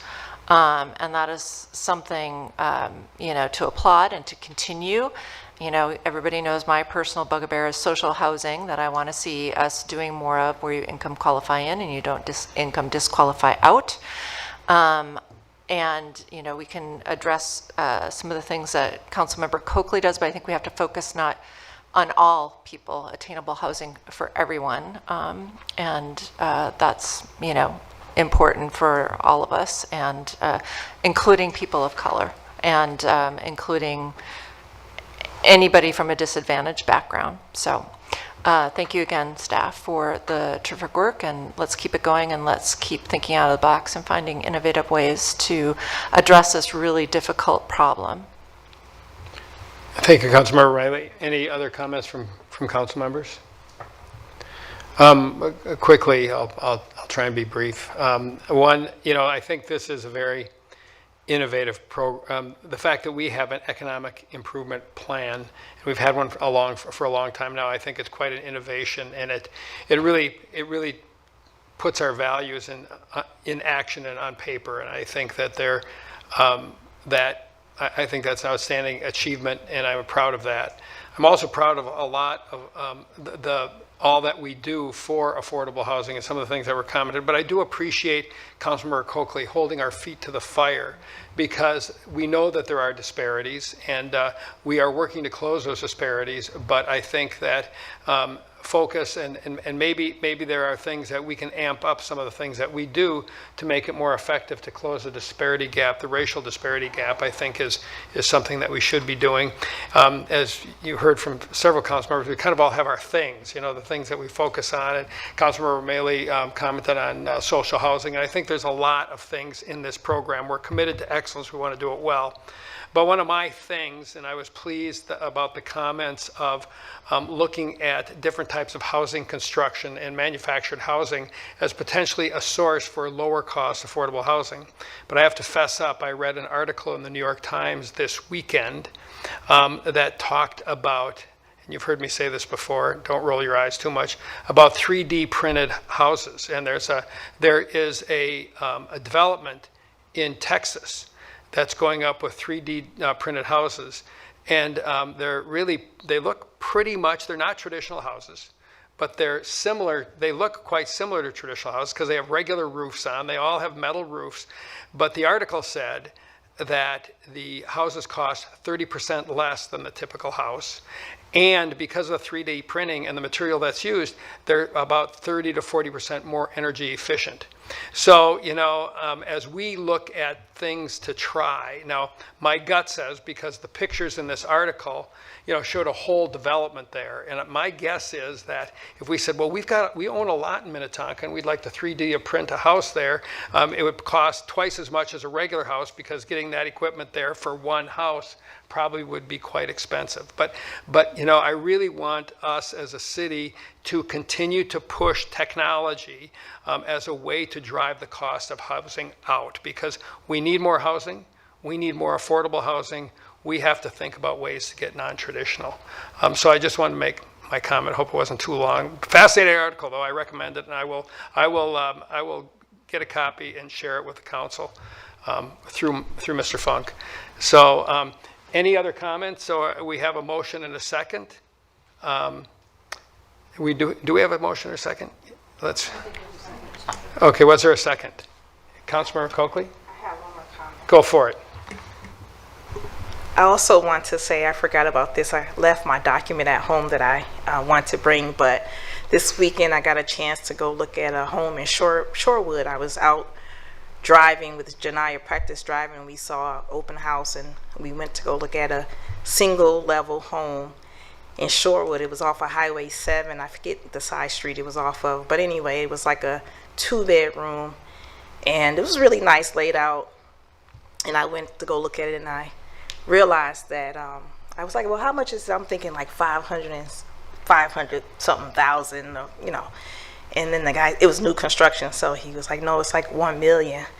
And I was like, wow, And so I was like, oh, these are the type of homes that we've been talking about for Minnetonka. And this was a PUD. And I asked him, I said, have you tried to build in Minnetonka? And he said, no, because in Shorewood, and I think it was another city, I want to say Excelsior, he's been successful in those cities. And he said that, these homes are for, well, he didn't say particular who, but he said the people, all of them was sold. It was 15 homes in this area that all of them was sold except for 3. And he said they're bought cash. And he said it's elders who sell their homes who then go purchase those homes. And I was like, oh, wow, that's really nice. And, and so anyway. There are people my age and older, those I kind of those kind of people, Kizzy, that just so you know. Yeah, but anyway, it was just the thought process. And I said, well, we are rewriting our zoning, and maybe, come back to Minnetonka, maybe he can build some of these type of homes in our city, because I know that there's elders who want to have a 1-level home, and I just thought they were nice. And I probably can't afford, well, I won't be able to afford it no time soon, maybe one day. But I just want to say these are some nice homes, and I'm hoping that more developers come and develop in our city, so. Great. Well, thank you very much. So, let's see. So we have a motion. I'll second. Councilmember Coakley, second. So we've got a motion. But Ms. Wishnak, did you have? Just a question or clarification. So there was mention by Councilmember Coakley to ask for the $7,500 to be reinstated for homes within reach homes for a loan program.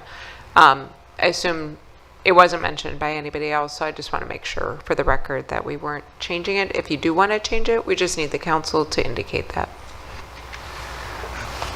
Well, well, Council, do you have any comments? Councilmember Rameli? That was funding that was from another source that was discontinued, is that correct? The state, or was that Met Council? Actually, Mayor and Councilmember Rameli, it was federal funding through the Community Development Block Grant Program. And if you remember, there's a time frame attached to all of that, and that's why the funding expired. Right. Councilmember Wilburn? So is that 7,500 total Per unit.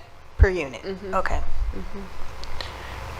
And would we be able to, So some options you would have is to just identify a certain number, right? You could just say, I want to spend 50,000, I want to spend 100,000, whatever your price range is, and then we would have to identify the source. So either you would have to take it out of, sorry, I need my computer back.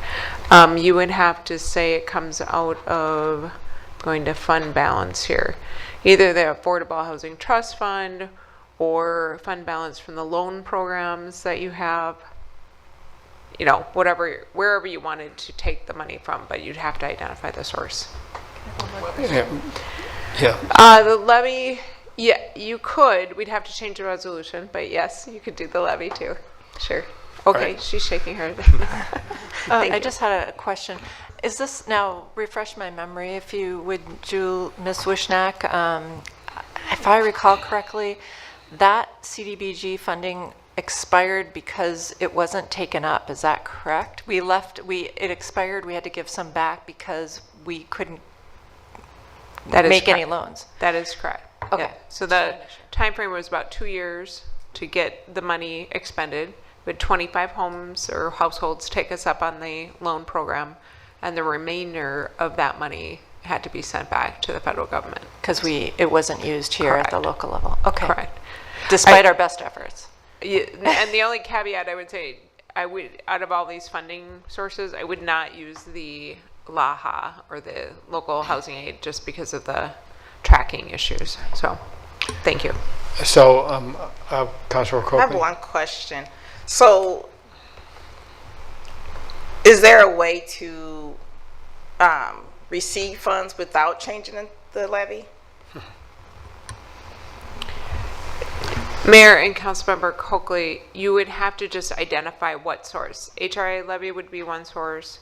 The Affordable Housing Trust Fund would be one source. Fund balance from the loan programs, you would basically, in that case, reallocate what you were spending money on. So it's multiple choice. So it's not one answer.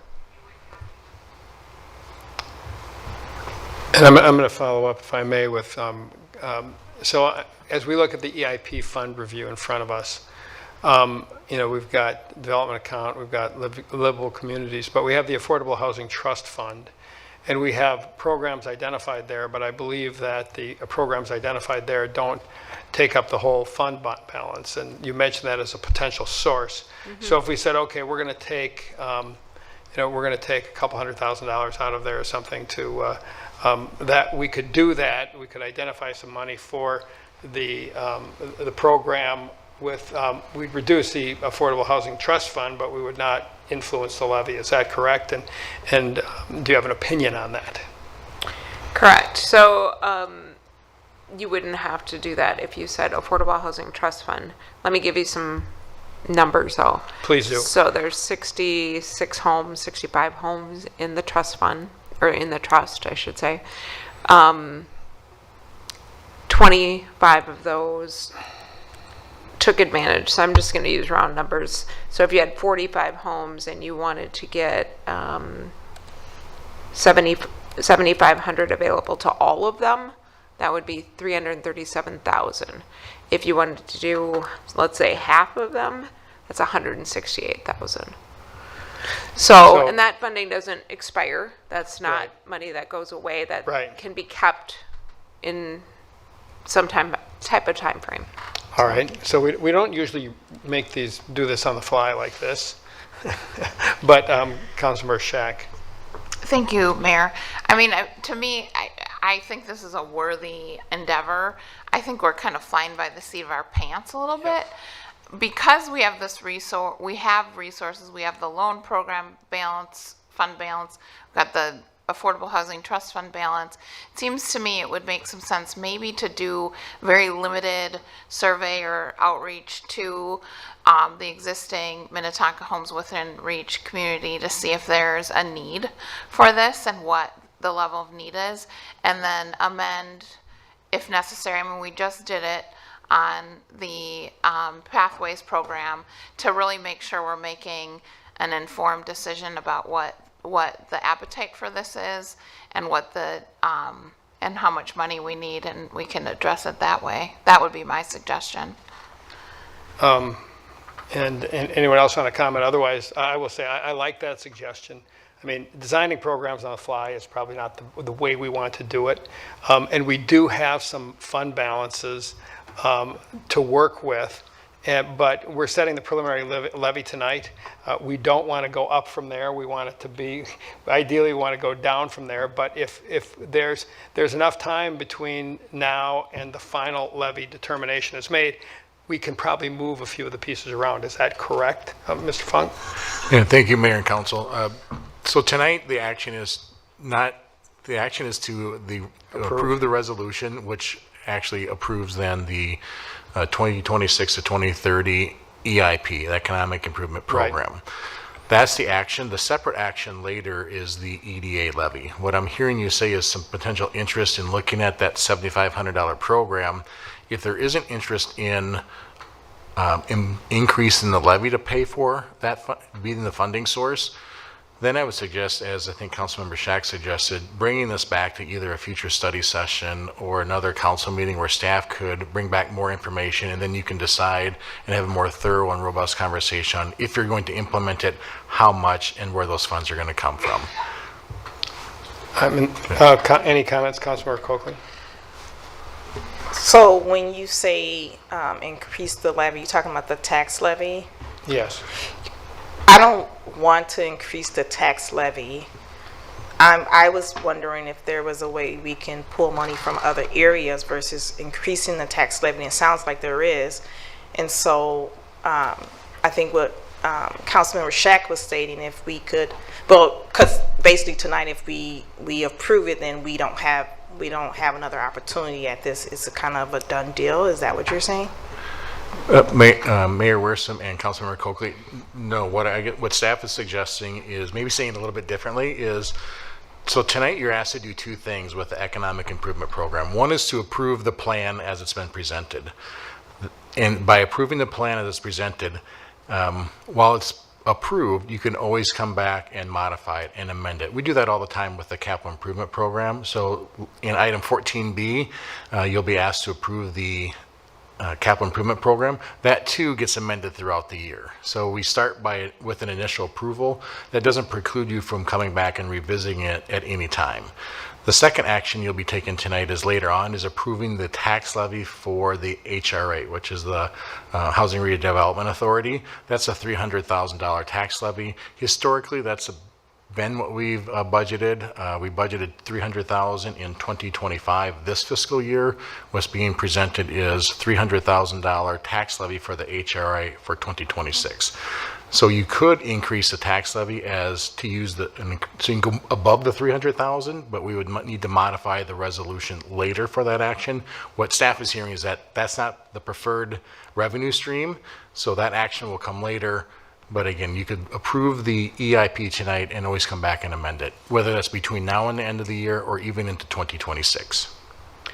And if I'm reading the expressions of my fellow council members and the head nods, it sounds to me like there's not an appetite to make our overall levy or probably even the HRA levy larger.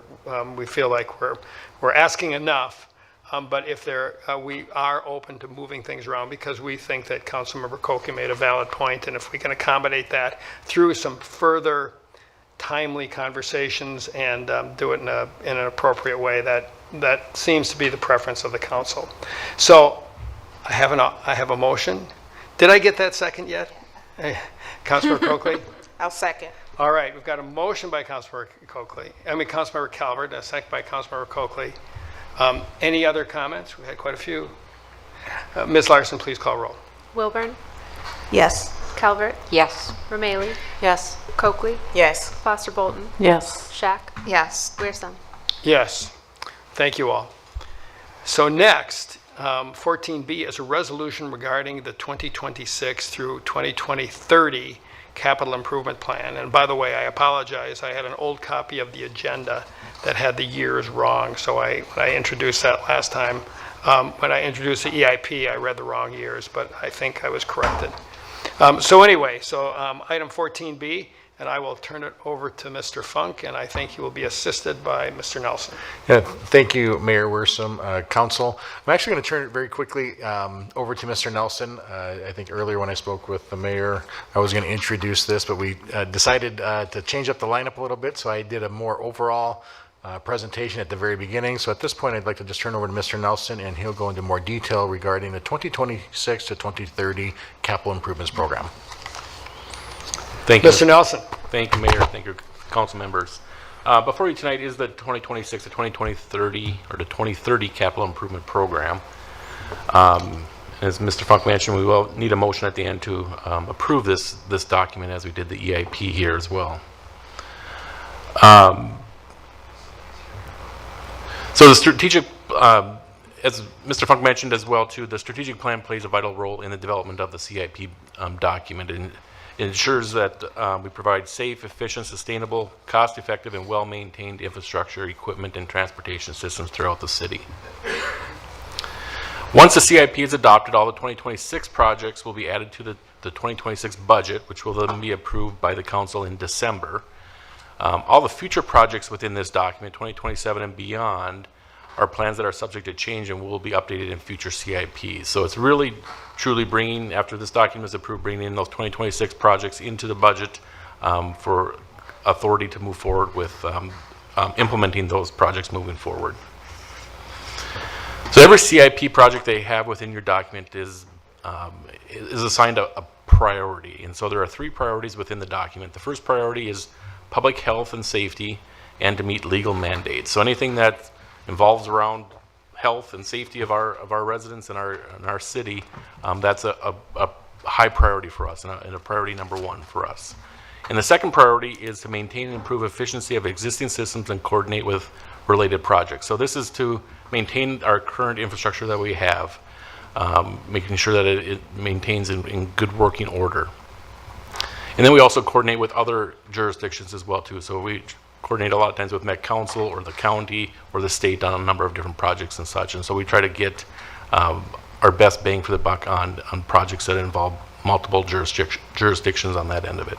And then our third priority is expand existing new services and community betterment. And so these are kind of that less required and more kind of that just to kind of enhance or to have wants or not necessarily all the needs on that end of it and such. And so there aren't necessarily a lot of category 3 projects in our CIP. It's mainly 1 and 2 type of projects on that end of it.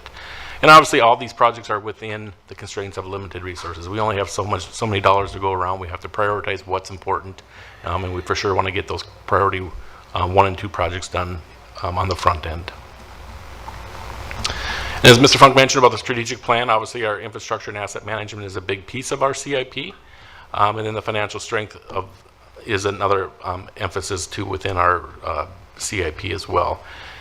So our desired outcomes for the infrastructure and asset management: improve reliability and efficiency of utilities and facilities, safe, quality, well-maintained roadway systems, and enhance safety, walkability, and connectivity of the trail systems.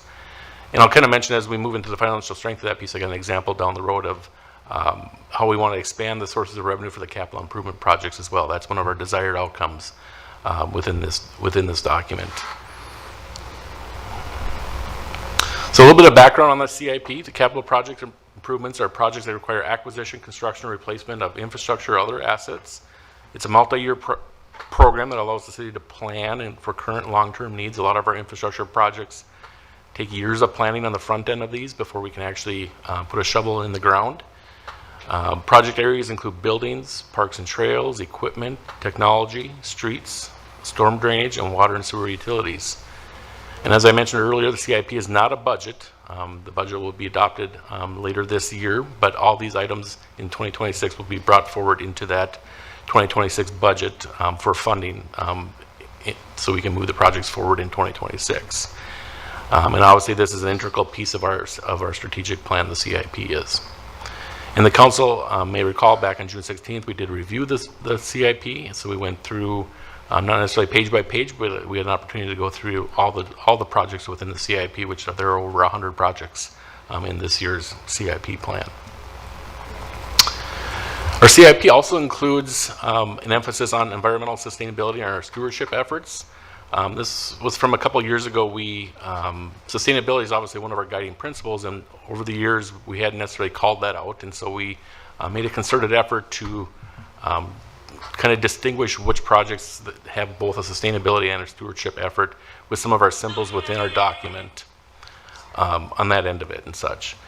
So we continued to look at that within our strategic plan. Obviously, sustainability is one of those, stewardship as well, and so we want to make sure that our projects all go through that lens and making sure that we're thinking about and ensuring sustainability and stewardship in our projects when applicable. So what does the CIP fund? As you can see, this is a look back over the last 5 years of what the capital improvement programs have funded.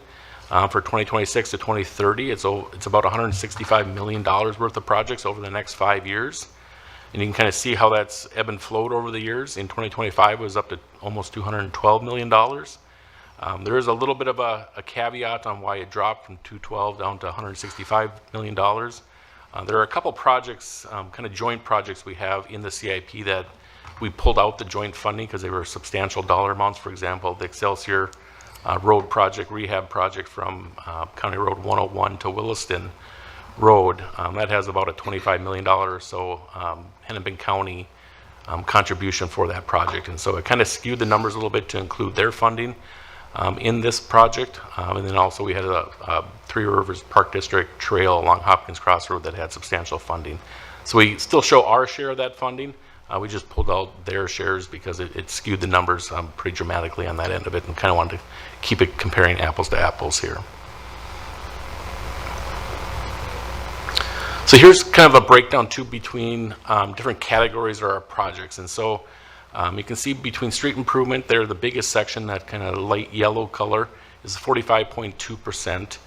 And if you kind of opposite side of that, the municipal state aid street improvements is another 9%. So that's some state funding we received from the state for fuel tax and such like that. And so if you add those two together, we're up to 55% just dedicated to streets throughout our city on that end of it. And then if you look at the infrastructure, that's a lot of times underneath the streets, the water and sewer utilities, stormwater, those types of things.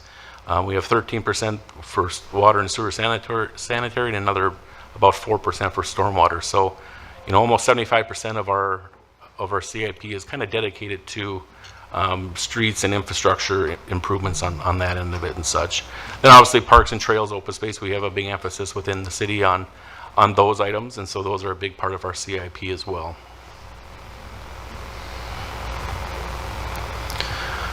So if we look at the tax levy for the CIP over the last number of years, looking back to 2019 and looking forward to 2030, you can see since 2019 our CIP investment from a tax levy standpoint has been relatively flat. Obviously in 2021, that was on the cusp of COVID, so we pulled the reins back and tried to reduce our levy as best we could, not knowing what the future had in store, and then have been trying to kind of recoup that levy over the last several years on that end of it, but with the implementation of other programs, public safety master plan, those types of things. We've tried to get by with what we can on the CIP, and so we can see in 2026 our levy is actually dropping by about $500,000 compared to 2025, and we're doing that partly with some reserves that we in 2024. We ended the general fund year with a surplus in our general fund, and so our council policy with excess fund balance is that allows us to transfer those dollars, those excess dollars above kind of our threshold of 40% of the fund balance to kind of CIP funds for one-time purchases, and a lot of times that's our CIP area. And so we've been able to transfer dollars over to our CIP to help kind of supplant that tax levy that hasn't been there for the last number of years on that end of it. So that helped us get through to there with that, because we weren't expecting that in 2024. We had actually kind of we were down to kind of basically that bare minimum of fund balance within our general fund and didn't necessarily have any more forecasted transfers out. And so that 2024 allowed us to not only reduce the 26 levy, but it helped 27 and 28 levies as well too, even though they are increasing. There are transfers scheduled out in those out years as well too. So, but as you can see in the out years, we are forecasting an increase in the CIP levy itself, which is about, as Mr. Funk mentioned earlier, probably about 15 to 17% of the total tax levy within the city itself. So going back to one of the strategic plans or the desired outcomes is to expand the sources of revenue within the capital improvement plan or program. We always seek partnerships. I think the council has seen our grant tracking spreadsheet that we've put together over the last year or so. There are a number of different grants and opportunities that we have come across to help supplant both the operating budget and the capital improvement budget. And one of the prime examples of that is the Hopkins Crossroad Trail that we completed within the last year. I think we've completed that project. That was a $5.4 million project, and with all the funding from federal, state, and county dollars, accounted for about $4.1 million of that project, which was a substantial trail, substantial project. Being able to supplant all of those dollars is then able to allow us to do other trail expansion throughout the city, and we have a long list of trails to expand on, and these extra dollars help kind of speed that process along as best we can. And other examples include the new rooftop and ground array solar installation projects that have recently come online. Those had state funding as well, and we'll hopefully we should get some federal tax credits on those as well. Along with, we had a relief grant for some emerald ash borer replacement, and the Groveland Elementary School, I think, has been on the council agenda recently as well too, about some funding for some stormwater improvements at that area. So as I mentioned earlier, there are a lot of projects within the CIP. There are actually 112 projects within the 2026 CIP. I won't go through all of them tonight, but I did want to touch just on a couple of the kind of the high priority or the most notable projects as well too. Our trail improvement plan is always a big one. There's a long list of trails we need to still build out over the next number of probably decades, unfortunately, on that end of it. But in the next year, we will be having a trail expansion along Minnetonka Boulevard from the Marsh to Tonka Wood Road. Some of that preliminary work is being done now, I think, with the utilities doing some utility work there, with that trail going in next year at this point in time, I believe. And then future segments with that Excelsior Boulevard project, that will be a complete redo of that road, but we also be installing a trail along that entire length or that entire segment as well too. And so that'll be a big project in that area over the next several years on that end of it, with scheduled at that 2027 and 2028, I believe. Drones as first responders is in our CIP. That was in the news recently with the police department. That project is funded for the first year in the CIP, and we will be looking to probably move that over to the operational side of things in 2027 and beyond. And then looking at local street rehab projects, our street rehab projects are big projects these days, and they're multi-year projects typically on that end of it. So the Kinsel neighborhood is next up on that, and I believe that is scheduled for next year's 27 as well. So that'll be a big project and a big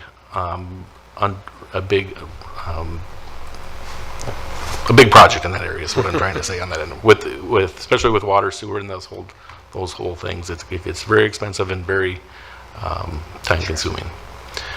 Then obviously the Excelsior Boulevard, the next one is the Excelsior Boulevard project, County Road 3 from 101 to Williston. So that's that joint project we talked about with Hennepin County.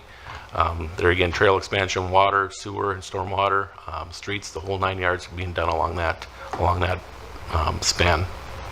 And then we'll continue with the water meter replacement program. We started that in earnest last year, and I think we got a good year going this year, and we're actually scheduled to reduce that from a 6-year project down to a 4-year project. So every residential meter, and I assume probably a commercial meter, will be touched over the next 4 years as well too. So those are some of the big projects within the CIP. Obviously, dozens and dozens of other projects as well too, but these are kind of the ones that rise to the top.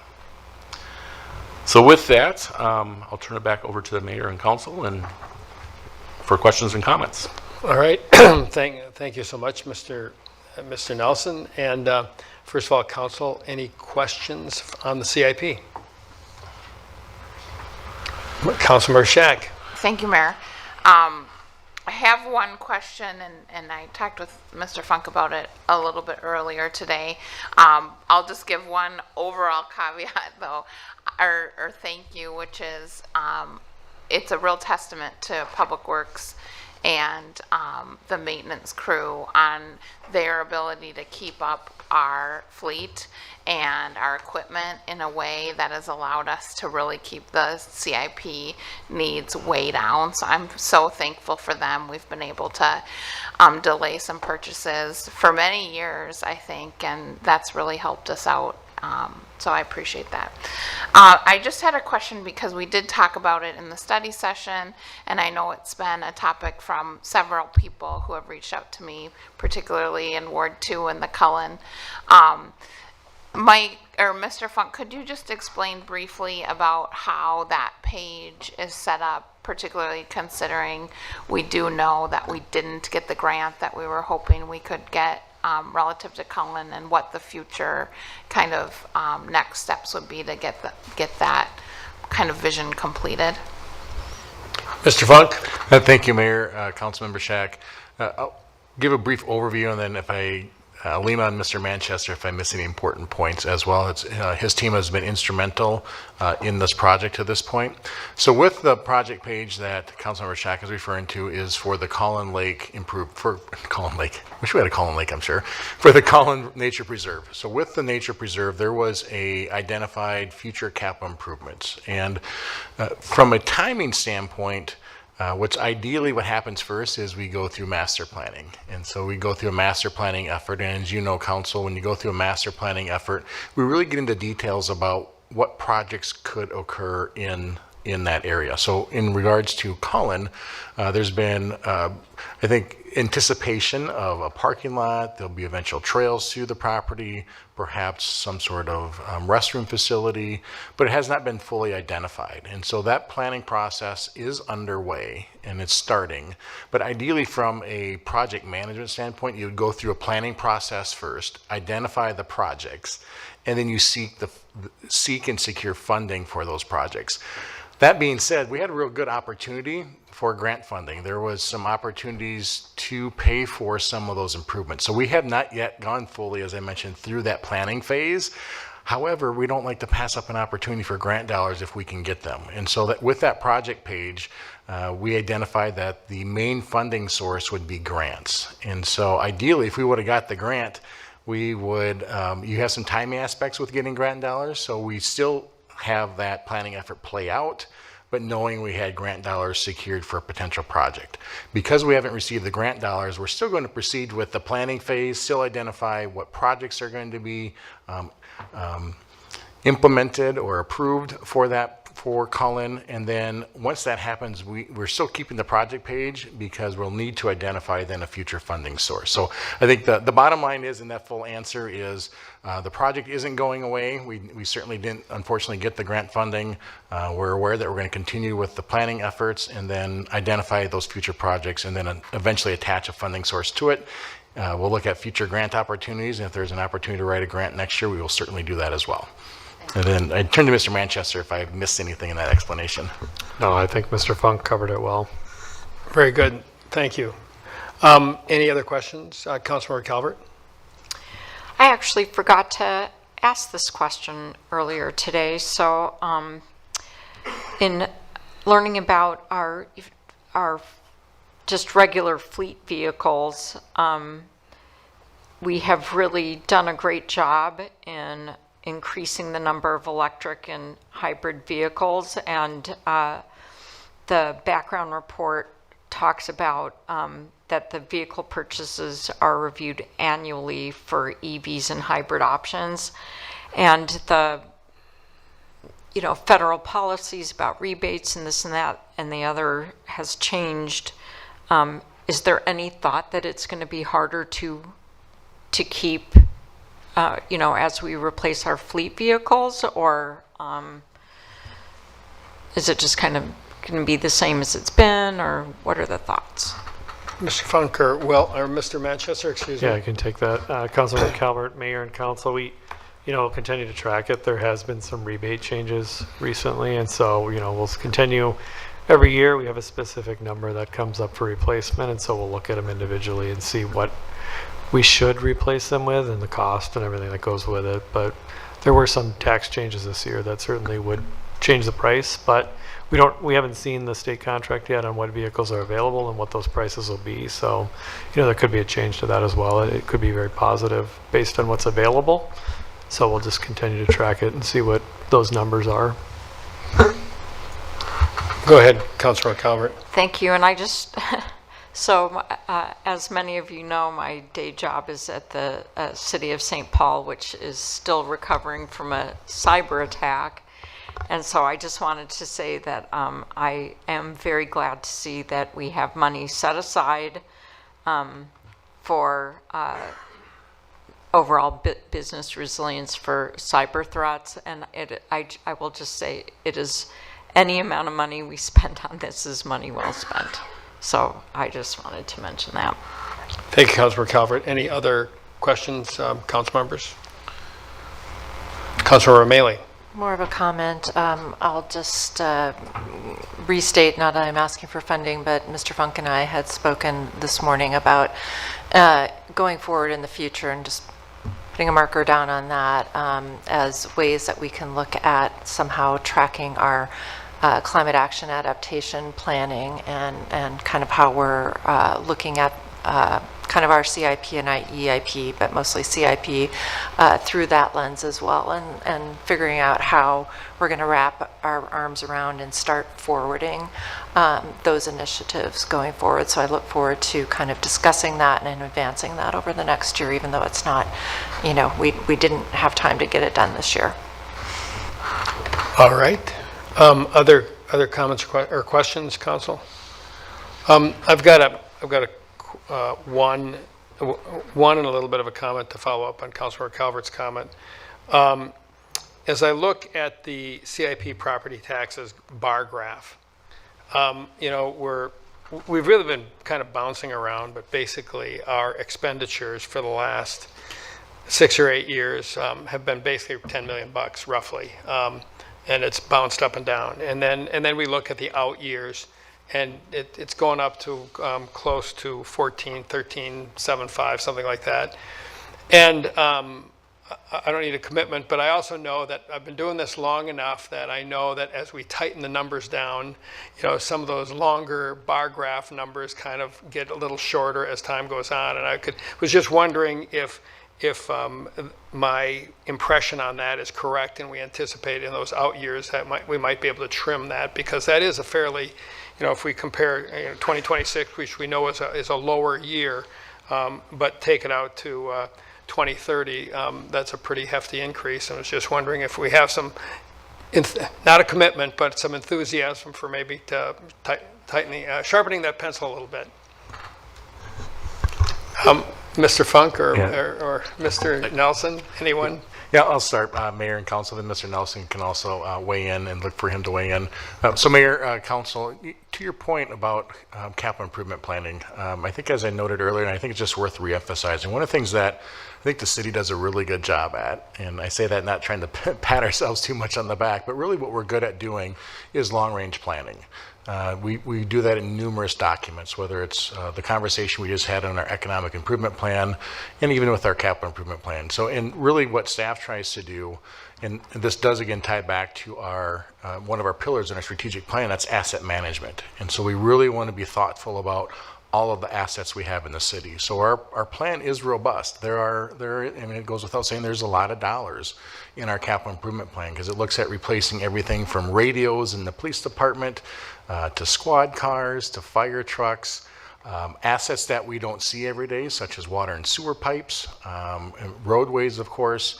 And so there's a lot in that as we try to manage the city's assets. And part of managing the city's assets is we look at what that replacement could look like. And with any CIP, as each year progresses, we learn more. And so it's harder to look out 3, 4, 5 years. And so we also want to make sure we are not missing anything. So it's probably bigger than it will eventually be. And then as we continue to update these plans every year, they get more fine-tuned. Great. And Mr. Nelson has anything to As add. I suspected, so thank you for that. And that's not saying, I mean, I understand, predicting 4 or 5 years down the road on things. I mean, if you look at the history that we've been through, we didn't have tariffs 4 years ago. We didn't have a lot of things that are affecting costs. And so, but I really I agree with you. I think we do a great job. But clearly I like to see those numbers get a little smaller. So, and I think we all do. And then the only other thing I wanted to say was I appreciated Councilmember Calvert's comments about cybersecurity. At the Regional Council of Mayors today, we talked about AI and cybersecurity. And a presentation was made from an expert from Comcast. And he shared with us all of the ways that systems are under duress. And I mean, frankly, it was a very interesting presentation, but it was depressing. I mean, there's a lot of bad people out there that are trying to do a lot of bad things to all of us and to cities and everything else. And so that cybersecurity is an issue that makes my head spin. But I mean, I really think that investments there are critical because the risks are real. So I don't want to belabor it, but it was a very interesting presentation. And when I get a copy of it, I'll be happy to share it with you. So let's see, Councilor Calvert. Yeah, I just want to say one more thing.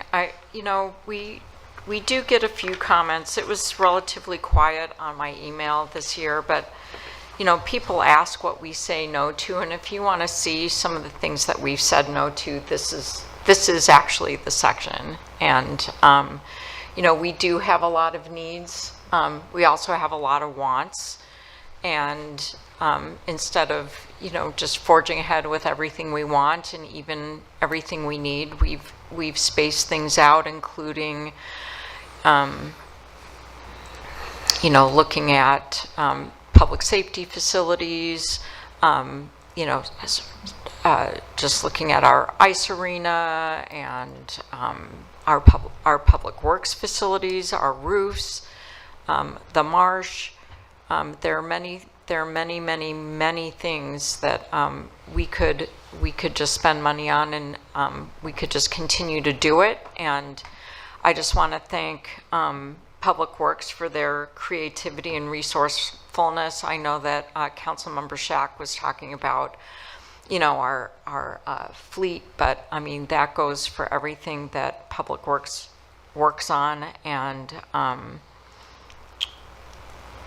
they really keep the city running, and they do an incredible job. And we have a well-maintained city and well-maintained infrastructure, and that just goes to show that they do stretch their dollars. And we have talked on the council about all kinds of ways of funding really critical needs, including fire stations, road infrastructure, and there's some real disappointments in the legislature on the way that they voted on certain things that really wouldn't have made a difference to anyone else in the state except for our residents. And so I'm hoping that, I'm hopeful as we're talking about, how we're funding this, that there will be some slight changes of heart at the legislature about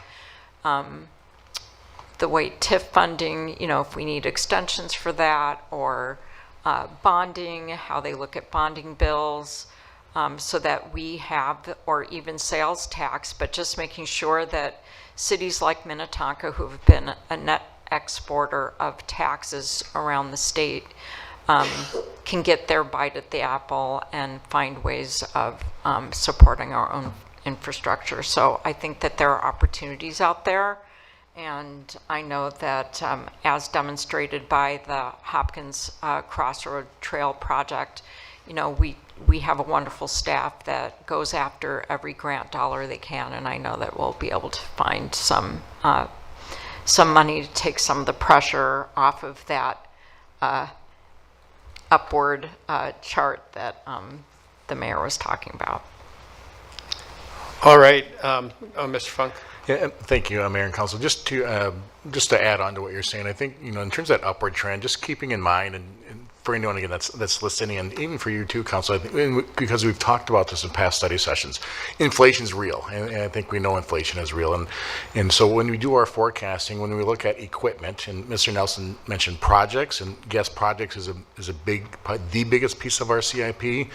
For example, roads and the tax levy for our CIP going for roads and infrastructure is the biggest piece. And so you look at road projects, for example, and just the cost of material and labor has just really escalated. And so that gets factored into that what you're seeing, Mayor and Council, that increased out years. Same thing with equipment purchases. For an example, a fire truck not too many years ago, we were purchasing between $600,000 and $700,000. Those same trucks today are over $1 million. So as we forecast out future equipment replacements, whether it's squad cars, dump trucks, snowplow trucks, that equipment, we factor in inflation. So that's part of what you see too, is just knowing that there's inflation and bigger prices out there. But again, that gets refined every year, and then we look at other methods to bring that levy down. Thank you, Mr. Funk. Are there any other comments on the CIP? Otherwise, I'm going to ask, is there anyone in the audience who would like to make comment on the CIP? If you'd like to, please come forward, state your name and address. Keep your comments brief.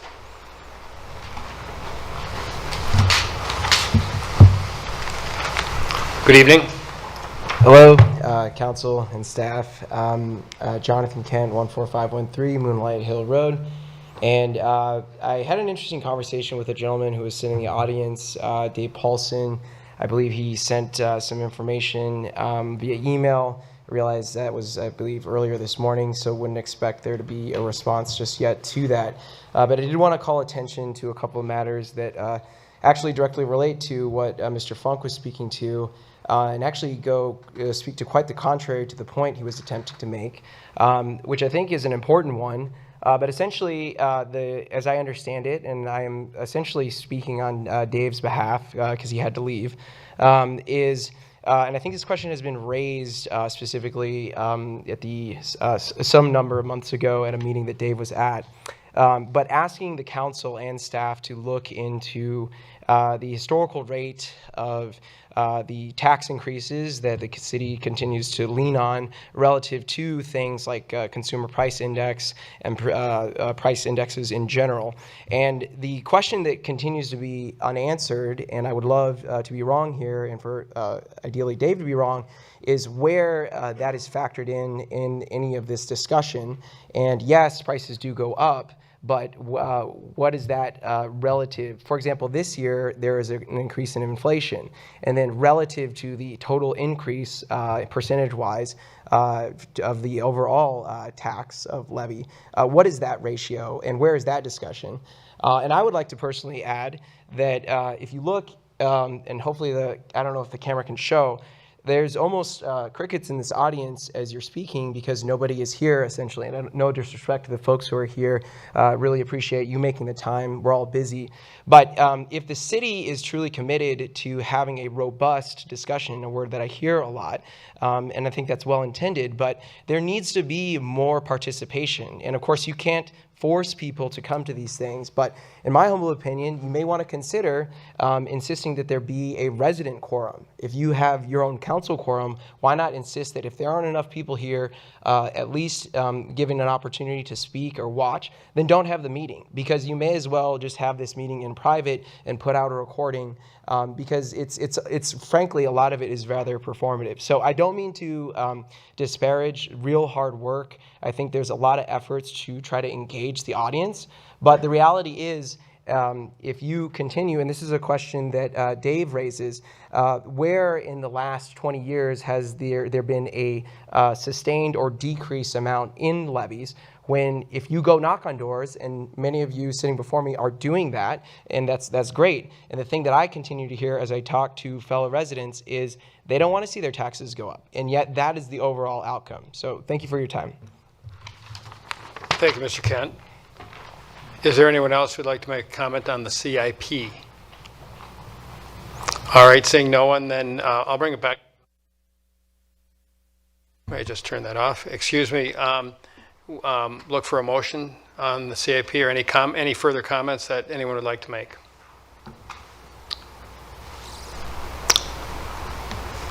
I'm happy to make a motion, Mayor. Very good, Councilmember Calvert.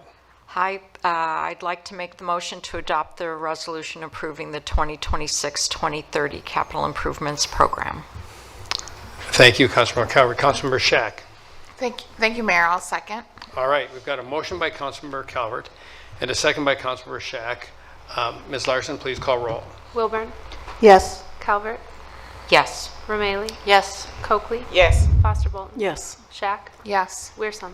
Yes, motion carries.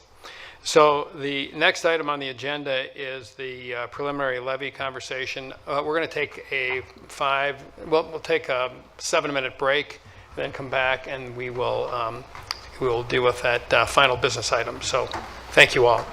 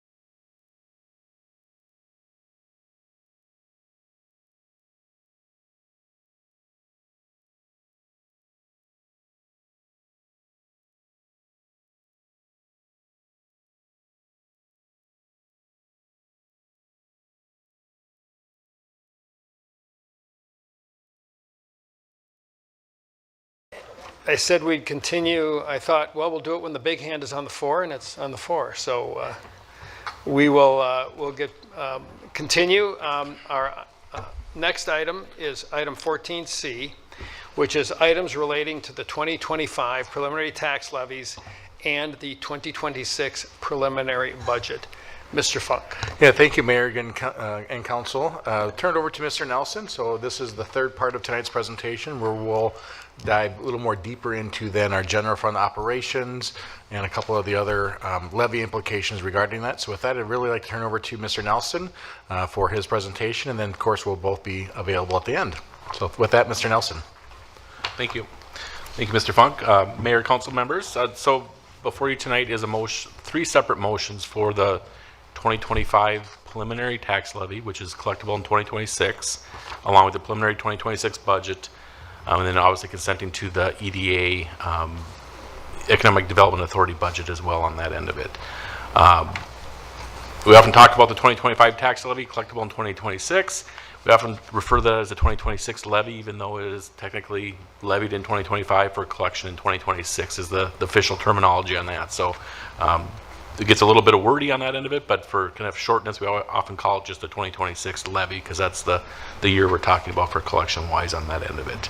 Then we'll have another resolution for the Bassett Creek Watershed Management District, which is related to the residents in that area. And then we'll have a resolution canceling a debt service levy for taxes payable in 2026. The council approved calling a debt service bond at the last council meeting. But according to Hennepin County and the state statutes and things like that, that bond will be called on October 1st. Levy is being set in September, so we still need the council to go through a canceling of this debt service levy, even though the bond is being called in October on that end of it. So here's a quick overview of the levy analysis for 2026. I have this slide down the road here in a couple slides as well too, but this kind of reiterates is that 7.935% that you see towards the bottom right hand side of the levy. That is the total levy increase the city is looking at. The HRA levy is $300,000. That's remaining flat. And that brings us down to a total combined city levies, all those four buckets that Mr. Funk was talking about earlier in the evening, brings us down to the 7.892%. But in reality, we kind of talk mostly about the 7.935% on the city side of the operations, debt service, and capital pieces of that as well. So what's in the operating budget and what does it represent? This is the third year of a multi-year program to implement the Public Safety Master Plan. So that's been a big part of our budgets over the last couple of years and will be for the next couple of years moving forward as well. Included in the 2026 budget are 9 firefighters that were hired in 2025. So those just came on, well, not just came on board, they came on board in July of this year. But we funded those in 2025 as a half-year positions on that. So they're coming in on July 1st. We funded it July to December. For 2026, we need to fund those for the entire year. And so those 9 firefighters is almost like adding 4.5 new firefighters for the upcoming year. We have to fund the second half of their personnel costs for the upcoming year. So that's about $630,000 impact to the 2026 budget. We have a 10-year Axon service agreement for tasers, body and squad car cameras, training equipment, and records management. And so that was an agreement that the council entered into last year. And this is a cost of about $615,000 on an annual basis. So we'll have some more savings in the future when we kind of transition off of some of the current systems that we have. And both our CIP and our operating levy budgets will see the cost savings in the future years on that end of it. But that has an impact of about $615,000 on the 2026 budget. Also included is the addition of a community engagement officer of about $140,000. This is continues with the Public Safety Master Plan, which called for a second community engagement officer. A number of public safety engagements have increased dramatically over the last couple of years, and this will help enhance that service and continue to build that trust and such with the public. And then lastly is the drones as first responders. This is, as we talked about in the CIP, this is $300,000 annually, and we will need to include this in the 2027 budget from an operational standpoint. However, it is in the CIP portion of that for 2026. So outside the public safety master plan, we will are also requesting the third year of the non-union class and compensation study implementation. The budget builds off of a 3% COLA or cost of living adjustment for non-union well, it's negotiated with the labor unions on that end of it, and then a 0 to 2% market evaluation adjustment for bargaining units and non-union wage adjustments. And so this is getting our non-union employees into a grid plan. In the past, they'd all been kind of looked at individually on an individual basis, and it made it tough to do. Studies. It made it tough to do compliance with the state on all those types of things. And so we've got them in a grid plan now, and now we're getting them into our market value adjustments as well, too, what we've seen with our comparable cities on that end of it. And just the general fund itself, obviously the general fund is an operational piece of that. It's a service industry that we're in on that end of it. So it's really heavy on the personnel side of things. I think our general fund personnel budget is about 78, close to 80% of what our total general fund expenditure budget.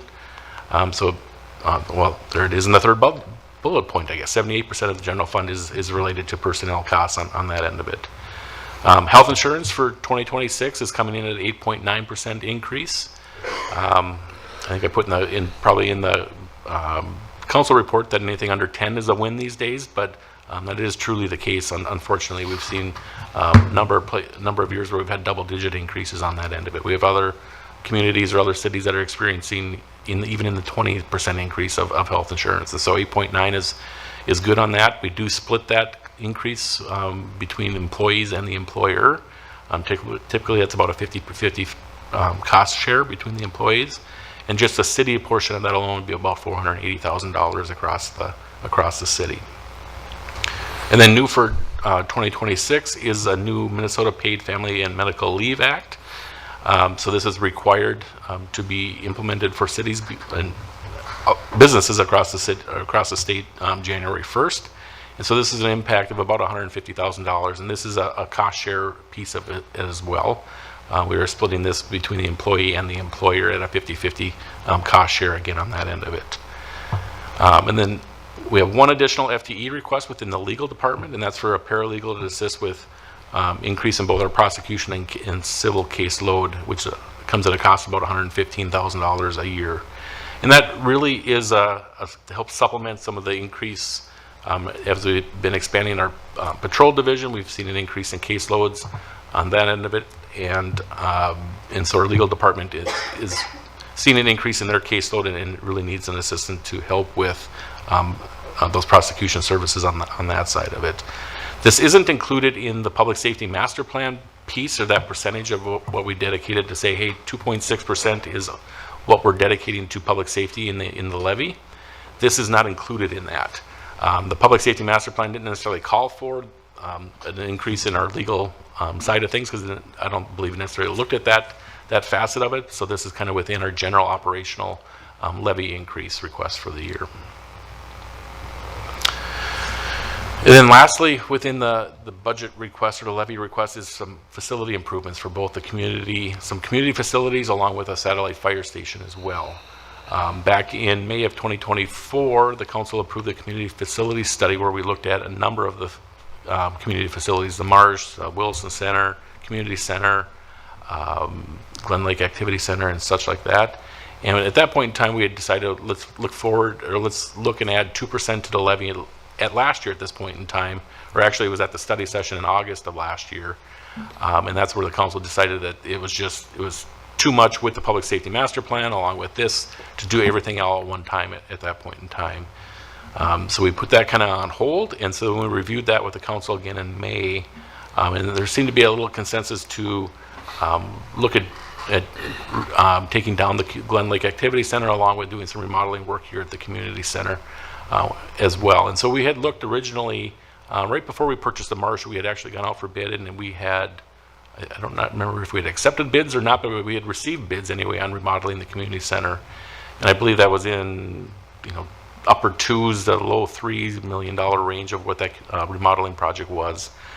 So moving forward, if we were to do this, moving forward, it'd probably be closer to that $4 million ballpark, just a finance person at their desk just estimating what costs from 2021 to 2026 or 7 may look like at this point in time. So so that would be included within there's a 0.735% levy increase. This would fund a portion of that debt service to help with that remodeling project.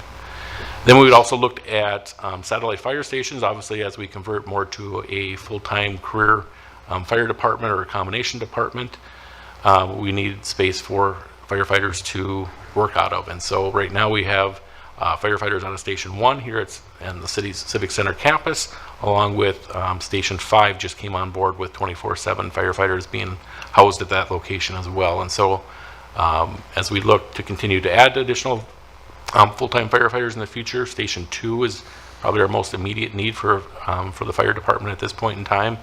And to remodel or rebuild that facility is in a range of $2.5 to $9 million based either on a remodel or a complete rebuild.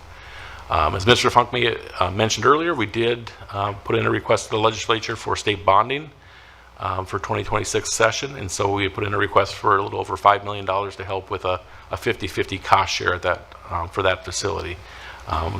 What are our chances? There's $2.8 billion worth of requests in there, so we'll do our best as we can to make sure that the Minnetonka Fire and Public Safety is part of that list, but we can't necessarily hold our breath on that one as well either.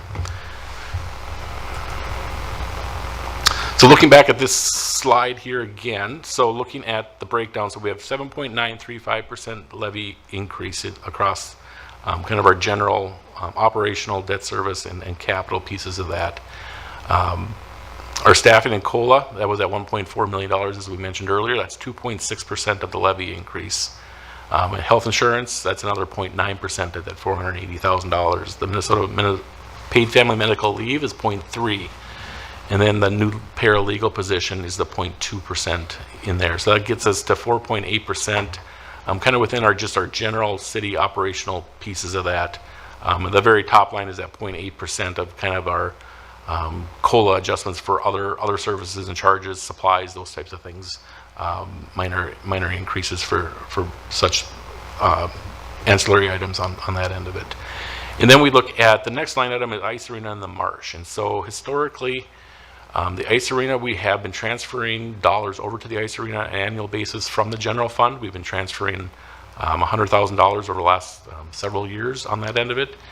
And this year we decided to split that out. Instead of showing it as a levy basically within the general fund and then a transfer out over to the Ice Arena, we're going to show it as its own operating levy that will go directly to the Ice Arena. And then the same with the Marsh. And so when we purchased the Marsh, we did so with the notion that there was going to be about $2 million of funds available to help with an operating loss, because we assumed that once we opened the facility that we would have an operating loss for a certain amount of time.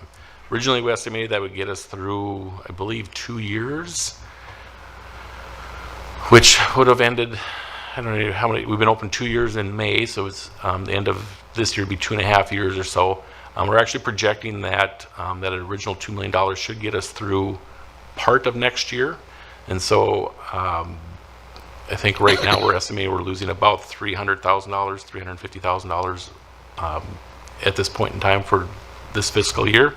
And so we need about $200,000 we're estimating for next year to get through 2026. And so that $400,000 that we have dedicated there on that line item, $200,000 would be to the Marsh and $200,000 would go to the Ice Arena. The reason why we're increasing the Ice Arena from $100,000 to $200,000 is that in the CIP, well, not in the 2026 CIP, but in a previous CIP, Ice Arena B, or Rink B, is scheduled for refrigeration replacement this coming spring, and so that facility will be shut down for probably a couple months on that end of it, which will impact our revenue generation on that end of it, and we'll need additional subsidy to help maintain a cash balance in that Ice Arena special revenue fund. And that should be hopefully a 1-year deal, and then the following year those revenues would be made back up again, and we should be able to reduce that levy for the following year. And the next line is our capital improvement program, as we just talked about in the previous agenda item. That is reduced by $513,000. That is really related to some of the surpluses that were available within the general fund. That's a 0.9% decrease to the levy. And then our public safety investment, there's that 2.6% or about $1.5 million of new investment going into the 2026 year. And then the facility improvements, that $405,000, that really would fund, if I looked at, I estimated a $10 million bond just to make numbers round basically at this point in time. We obviously don't know what our exact plans are, but we're trying to step into creating some sort of a quasi savings account here to start with, getting some projects done with the community center and or a fire station. And so $405,000 is about half of what it would take to make a debt service payment on $10 million over 20 years. And so the plan would be is that we step into it in 2026 at $405,000, and then in 2027 levy add another $405,000 to the levy next year to be able to have enough levy capacity to pay the principal and interest on a $10 million bond issuance. And if it turns out we don't need $10 million, we already have then some dollars in the bank set aside or kind of saved in a savings account to pay that down or to issue less debt or whatever we need to do at that point in time. But that would be a 0.735% increase in 2026. And so that brings us down to that 7.935% for 2026. So looking at the general fund, this is a snapshot of the preliminary general fund budget, and this isn't a final budget by any means. This is just a preliminary placeholder for this point in time. This is our revenues and expenditures, with our expenditures broken down by personnel, supplies, other services and charges, and operating transfers out and such. You can see on the 2026 requested column, our taxes are $47.6 million. We have other revenues that get us to $59.8 million or so. And we're really expecting to have still a continued good year with our licenses and permits for next year. So expecting building and remodeling and expansion to continue on that end of it. Intergovernmental is decreasing a little bit on that end of it. That would be either state or federal grants or anything to that nature. Charges for services, very similar from this year to next year. Investment earnings, we are expecting them to drop a little bit, but they are really still helping us out dramatically. If we look back from 3, 4, 5 years ago, our investment earnings we were earning 0.02 or 3% in our investment or money market accounts, and today we're at 4.2%. So it's real dollars that we're earning now in our investment earnings, and so that is really helping with the position that we're in as well too. And then if we look at our expenditures, that's $59.7 or $59.8 million as well. So we are projecting a balanced budget, which we do every year on that end of it. Then if you look down further, there's $2.55 million scheduled to be transferred out. So this is the excess fund balance that was available for those one-time projects from the surplus that was available from prior years. And so that's not all of that's available, but that's the amount that we're transferring out in 2026. We do have still some reserves in place that are programmed out in 2027 and 2028. They're much smaller than that $2.5 million, but there are some additional transfers that we have programmed out in our long-term financial plan on that end of it. So as we further break down the expenditures, we can break it down by department division as well too. And this breaks it down by every division within our general fund, and you can look at there's the change dollar amount on the second to right column, and then there's a percentage change from 2025 to 2026 as well too. And I can just point out a few of the higher ones as well too that may jump out at people. Mayor and city council one is increasing a little bit, so that's really related to dues, lobbying services, those types of things that we historically have always belonged to. There was a change in dues and how the fiscal years are calculated and things like that. So we show a little bit of an increase in 26 compared to prior years for that one. Legal, so that's going up 19.2%, and that's an increase of $240,000. A lot of that is related to the new position that we talked about within the legal department there. Planning is actually going down 9.5%, or close to $100,000. And so what we're doing there is looking at our zone co, our zoning project that's in place. And right now in 2025, we had added $100,000 to the budget for 2025 and 2026. We're taking that out. We're paying for that out of the development fund rather than within the general fund. And so there is a reduction in that department or division for 2026. As we look at police and fire, obviously those are the ones, the public safety master plan is the driver of our budget, or a big part of our increase in our budget. And so those are going to be accounted for there as, with increased personnel, Axon projects, those types of things on that end of it. Minnetonka Recreation, that decreased by $66,000. That is directly related to the transfer to the ice arena. In prior years, that transfer to the ice arena was reflected within the Minnetonka Recreation budget. And so we're taking that out of that expenditure out of their budget. They don't need that. They won't have that there. That'll be shown as an actual levy amount within the ice arena fund. And so that goes away. That's why there's a reduction on that one.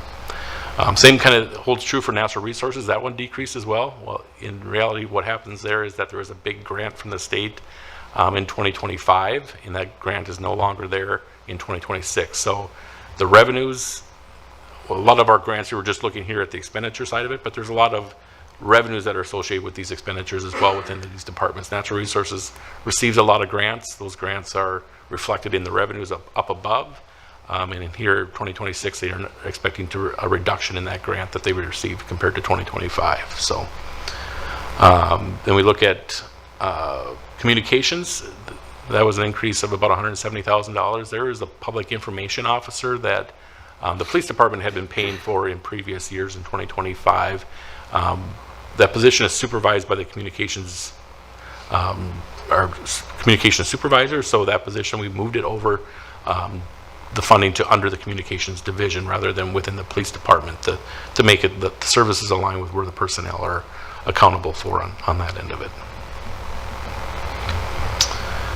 So with that, here's a breakdown of, this is 2025 numbers, so we don't have final numbers obviously on 2026 yet, and we will for the December session or council meeting.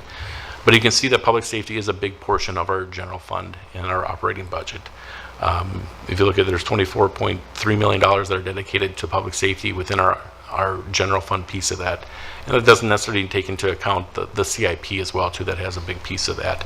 If you look at streets and utilities on the other hand, that's $8.5 million, and the whole CIP is pretty much dedicated to public works on that end of it. So this is a lot of our maintenance type of items, snow plowing, just day-to-day street maintenance stuff here, whereas our big overlay project, reconstruction projects are within the CIP piece of it. So I won't go through each one of these, but you can kind of see the breakdown of where our expenditures across the different functions lie within the general fund. So looking at homeowner impacts, trying to explain taxes and the property tax system in Minnesota, as Mr. Funk mentioned, is complicated. There's lots of different variables that go into place, and really you got to figure out how big is the piece of pie that you're going to pay for, given the tax levy and given the value of your proportionate property to the rest of the city. And as you can see, we've had some fairly flat growth and some declines in property values over the last year. Compared to a couple of years ago where we had single household residentials increased, was a 15%-ish range. We don't like to see that. It's too much. It plays with the market way too much on that end of it. So we'd like to see nice, consistent, smaller percentage increases from time to time. So you get single household residentials increasing 4.1%, which is good, which is a solid number on that end of it. Whereas you look at some of the numbers that are declining, so condos and some of our commercial properties actually declining. If you look at our commercial properties, and you're kind of hearing that in the market as well too. You're hearing stories out of Minneapolis and out of St. Paul where you're hearing that commercial properties are declining quite substantially. That isn't necessarily the case here. We still have some good value with our commercial properties. The vacancy rates aren't what they are in some other locations throughout the metro. We still have highly desired properties on that end of it as well too. It's obviously an area that we keep an eye out on and are concerned about, but I think we're in a better position than most on that end of it. So that still accounts for a good share of our property tax calculation on that end of it. And then apartments, we saw a decrease as well too. So apartments had been increasing pretty substantially over the last number of years value-wise. We've added value, we've added new apartments, so that adds to the base as well too. What we're seeing is that there have been some sales, and the sales are coming in less than what the valuations were, and so that forces us then to change the valuation of where our apartments are at. It's down 1.2%.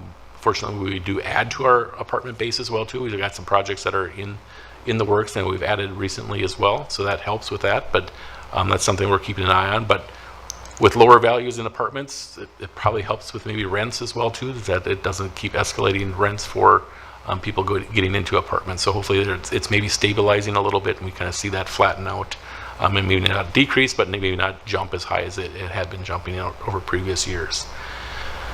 So when we look at the median valued home in Minnetonka, that's increased now to $521,000. That 7.935% tax increase has an impact on those property owners of about $169, or just over 9%. I know I mentioned at our study session in August that we hadn't received some of our fiscal disparity information from the county quite yet.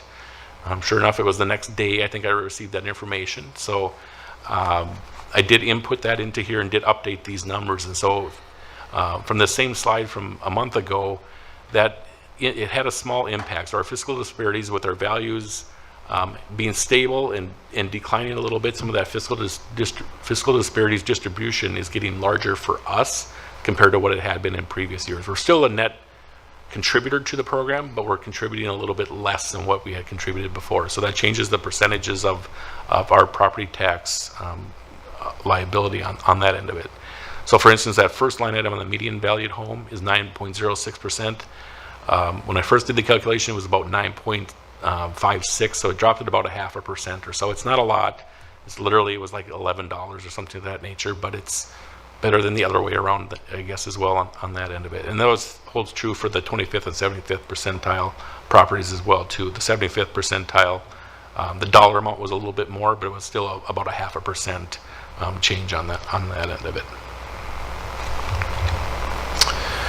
So this is just a chart that kind of shows over the last 10 years kind of that tax capacity and that change, what we're seeing. The light blue is the residential, and as you can see, as those values have been increasing and our commercial industrial has been flat or reducing a little bit, that shifts that tax burden over to the residential pieces of that. So that's where we see, okay, if you're increasing your tax levy 7 or 8%, but the impact is actually 9% is what the feel like is. That's really a reflection of the change in classification of your property tax burden from residential, from commercial industrial over to residential side of things. And this does ebb and flow over time. So, I mean, if we look at it again 10 years from now, it maybe grows the other direction on that end of it as well too. But this is where we're at today's day and time. Then lastly, to look at the HRA levy. I think Ms. Wishnock went over that in great detail earlier, so I think we are set there at the $300,000, and she gave a great explanation of where those dollars are going.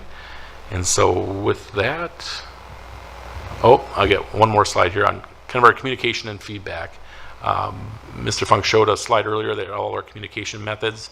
We really have been emphasizing the last couple of years of both within the Minnetonka memo, which we've historically always done, but also within our social media platforms. We sent out a notification via Facebook. I think it was on Friday about the upcoming budget meeting tonight. But we also have Minnetonka Matters, where we solicit feedback on the budget there, and we really push that out with all of our budget information we put out there throughout the whole kind of year. We kind of kicked that off in the August timeframe, but we did solicit a little bit of feedback tonight. It wasn't a lot, but I would expect we'll get more feedback as kind of the truth in taxation notices come out from the county in November. We should get more feedback on there. And so any of our budget documents are out there, so I really encourage the public to go out there and look at that site under Minnetonka Matters. All of our budget information from this year, prior years is all out there, and they can kind of see what we have available, and I'll see a lot of the information that you're seeing here tonight. And we obviously share those comments with the council as well too, so we make sure that you're all involved in understanding what the public is commenting and get a feel for what we're seeing and hearing. And obviously tonight is not an official public hearing, but the council is welcome to solicit feedback, and the official opportunity for public feedback, which we're required by statute to do, is will be held on Monday, December 8th at 6 p.m. here in the City Council chambers. So with that, I believe that is it. So here are the motions in front of you that we've gone over before. So with that, I'll turn it back to the mayor for any questions or comments you may have. Very good. Thank you, Mr. Nelson, and thank you, Mr. Funk. A lot there. I'm going to ask the council if they have any specific questions, and then clearly we will, as you indicated, this is not a formal public hearing, but we will take public comment on this. One of the questions that I have for Mr. Funk is, for a resident who's sitting in the audience or watching on TV, and are concerned about our tax plans and our tax issues, you know, what recourse and what things should they do if they clearly they can contact us, they can contact you, but you know, maybe there are some specific things that if residents want to provide input and their thoughts on what we're doing, what avenues do you recommend? Yeah, thank you, Mayor and Council, and I'd look to Mr. Nelson too to chime in. Certainly, as Mr. Nelson has pointed out, tonight's always that opportunity, so there's different ways residents can interact and engage with, whether it's council and or staff. Residents can certainly reach out to council directly. We do have your contact information on the website, so tonight is not the only night that residents can comment. So if a resident sees this afterwards or sees something on social media or upcoming to Minnetonka Matters, residents are always encouraged to reach out. And we encourage them to either, again, reach out to you.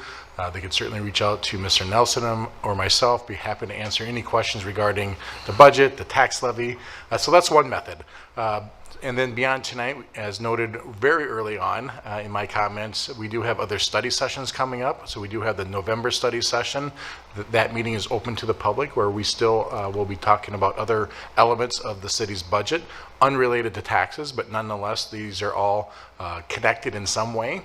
So residents can attend our upcoming study session. And then either, if it's not by email, certainly phone calls as well. We do have our all of our contact information, and yours as well is available. So email, phone calls. We do have upcoming meetings with the November study session, and then certainly December 8th is the official public hearing. And then any correspondence between now and December 8th, as Mr. Nelson pointed out, we will share that with council. So if staff receives any emails, we do forward that to the council. That is all taken into consideration as we frame up for the December 8th final budget and tax levy. Thank you, Mr. Funk. So council, any questions that you have, you want to ask for staff? Councilmember Wilburn. And sorry, I didn't ask this afternoon because I didn't catch it this afternoon. The levy for the community, is there a way to have funding for the community center that doesn't affect the levy? And I realize, like, if we do fund balances, then you know, if we use that money for this, then it's not available for other things. So I guess I'm trying to figure out. I'm less than happy with increasing the levy to do the community center improvements, even though I know, like, some of the improvements have to do with ADA compliance and are definitely necessary, but then there are others that are cosmetic in updating, and so I'm just cognizant of, you know, what we're asking people to pay for. So, Mr. Nelson. Thank you, Mayor. Mayor, Councilmember Wilburn. Really, we do not have any additional fund balance available within our capital project funds to really do the community center project. What we had looked at before, prior to us purchasing the Marsh, is that we were going to do an internal loan at that point in time to pay for the community center improvements. That got redirected over to the purchase of the Marsh, along with the operating pieces of that. So at this point in time, we do not have funds available to do the community center improvements without some sort of debt issuance at this point. So, other questions? Anyone? I have one, I don't want, you've heard me talk about this before, but I did some quick and dirty math while I was sitting here. And I believe Mr. Nelson said that the Marsh, basically annual operating loss is about $350,000 a year, and correct me if I interpreted that the wrong way. But if that is indeed correct, it's been kind of my bugaboo that I really want the Marsh to be self-sustaining without using taxpayer dollars. I supported and still support the fact that we bought it, but I really want to get it off the taxpayer rolls. And so I did my quick and dirty math. And so if we look at, we have about I'm going to say we've got about 7,000 members. And so if I divide $350,000 by 7,000 members, I get $50. And so basically, if we increased our rates to every member by $50 a year or less than $5 a month, we could erase that loss. Now, it's not my job to run the Marsh, that's staff's job, but I throw that out as an opportunity to reduce the levy and get the Marsh off the tax rolls. I know that there are people who are critical of the Marsh purchase. I think there's a lot more people who are very thankful. I get thanks all the time from residents, but I'd really feel better about the people who are unhappy that we bought the Marsh if I could look them in the eye and say, you know what, we're covering our operating expenses. And when I did the quick and dirty arithmetic, it's $5 a month. I think most residents in Minnetonka can afford that. So I throw that out as just a comment and a question. Again, it's not my job to run the Marsh, but I really would like to see that disappear, and I think I have other council members who would be supportive of that. So that's a comment. That's not really a question. But if you have a comment, if you'd like to comment back, please do. I'll just maybe comment really quickly, Mr. Mayor. Thank you. We will continue to look at that number as we get closer to the end of the year. It's obviously, we're getting closer to the end of the year no matter how we want to look at it, but we'll again look at that as we get into the November study session and really determine if that, where we're at with the Marsh on that number. That $350,000 number, I kind of pulled it off the top of my head at the moment. It's okay. I kind of pulled my arithmetic. I might have pulled mine from elsewhere, but right. It's okay. But I know it's somewhere in that ballpark range, and I obviously know that we're trying to get there, and membership numbers have been increasing and revenues increasing as well too, and Good. We'll try to. And I want to congratulate staff. I mean, they've done a really good job of helping make that happen. Mr. Funk, go ahead. Yeah, thank you, Mayor and Council. And just to add on to what Mr. Nelson's saying, that if we had pointed this out earlier, again, it's important to note now that tonight you're being asked to adopt 3 resolutions with this action item. One of those is the preliminary tax levy for 2026. I know you know this, but I want to reemphasize it, that tonight's action means you're certifying the preliminary tax levy. That information goes to Hennepin County, and then for December 8th, you'll approve a final tax levy. That final tax levy in December can be lower than tonight, and as you know, can't be higher. And so, as Mr. Nelson mentioned, if you're compelled to approve the tax levy as presented, we would come back in November at that study session where we look at more of those utility operations at our special revenue accounts. We look at the ice arena and the Marsh. Mr. O'Day will be at those conversations, and we'll talk through some of the strategies that they're utilizing at the March to break even. That is it's a shared goal between staff and council to break even. I think, as Mr. O'Day has mentioned, it took the Willison Center, I think, 7 years to actually break even. Doesn't mean we can't do that sooner with the Marsh, but certainly your points are very valid, Mayor and Council, in that breaking even is an absolute goal, and we can have further conversation in November of what that looks like and how we can then further lower the final levy in December. Great. Thank you, Mr. Funk. So, Council, any other questions? Councilor Calvert. Thank you, Mayor. I explored this a little bit with Mr. Funk this morning. And it's probably a question more for Mr. Nelson, but on the, I can't see the page numbers anymore for some reason, but under inflationary pressures in the supplemental background report, towards the bottom of the page, above preliminary levy, it talks about how we're starting to see price increases related to tariff surcharges. And similar to fuel charges added to invoices years ago, tariff surcharges are now beginning to appear, but that nothing is built into the budget to account for any tariff-related surcharges. And I know that it's very unstable out there, but I'm just wondering, is this one of those situations where we have to be wait and see because we just have no idea, or just thinking about what GFOA might be putting out there in their seminars or webinars or whatever, is there an approach that government finance officers are kind of looking at to try to grapple with what's coming? Mr. Mayor, Councilmember Calvert, great question. I think it's a lot of unknown at this point in time. Obviously, we've seen some invoices come through with tariff surcharges on them. Haven't been substantial percentages at this point in time, but also I'm sure there's vendors that are building that into just their base price as well too. So we may not see a specific surcharge on an invoice, but they change from day to day, so it's hard to know what the actual tariff may or may not be at this point in time. So I think we're just playing it, keeping an eye on what we're doing. If we're looking at commodities or anything to that nature that we're purchasing for construction projects or anything like that, we're keeping an eye on it and making sure that vendors are aware that if we're putting something out to bid, this is the bid, and your tariff may not be extra line on there may not be appropriate given a bid award or something of that nature. So it's kind of a wait and see game at this point in time, but I think that's the case for all of us, no matter what industry you're in or individual you are. So Thank you. Are there other questions? Anyone?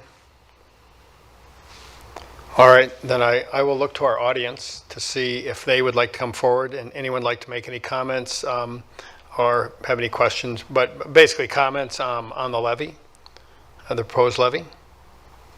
And if you'd like to, we'd like to hear those comments. Come and state your name and address. And if you don't, we'll come back and we'll bring it back to the council, and we'll discuss this and make some decisions. So I'm not seeing anyone who wants to come forward. So I'll bring it back to the council, and council, your comments about the preliminary levy. And I do want to make one comment too for the audience, because we get used to this and we talk about the preliminary levy, and it can't go up, but it can go down. But the thing that happens is we do turn that, and Mr. Funk explained this, but the one connecting piece is that we get documents from the government. We get documents from the county that give us an estimate of what our taxes are going to be. That is based on the preliminary levy. Then later in March, I believe, you get your tax statement. And it shows where your taxes are, and it may be very similar to what was on the black and white sheet versus the colored sheet. But the preliminary levy is what drives that first estimate. And so then when you get your second tax statement, it's either the same or it might be a little less. In some cities, I think it's quite a bit less, but I think the way we budget, it's pretty tight. Our preliminary levies and our final levies don't vary very much because of all the work we put up front. So I don't think it's going to change dramatically, but those statements, I think people get a little confused about those statements. I wanted to explain that. The preliminary levy drives that initial statement, and then the final statement is the real deal, and that's based on what we pass in December. So I wanted to share that. So council, your thoughts on, we've seen this a lot, we've talked a lot about it. Any comments or perspectives? Councilmember Shack. Thank you, Mayor. I just have, well, first of all, I do want to comment. Mr. Paulson was here. He apparently had to leave. And I did, I've reviewed his email, and I do think he makes some good points. He's asking us to talk about why our levy has exceeded inflation and maybe do some comparison there. And as a pragmatic person, I can understand the value of that.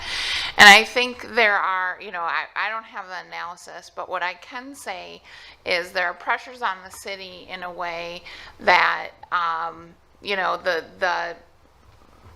this CPI, the Consumer Price Index, maybe doesn't reflect.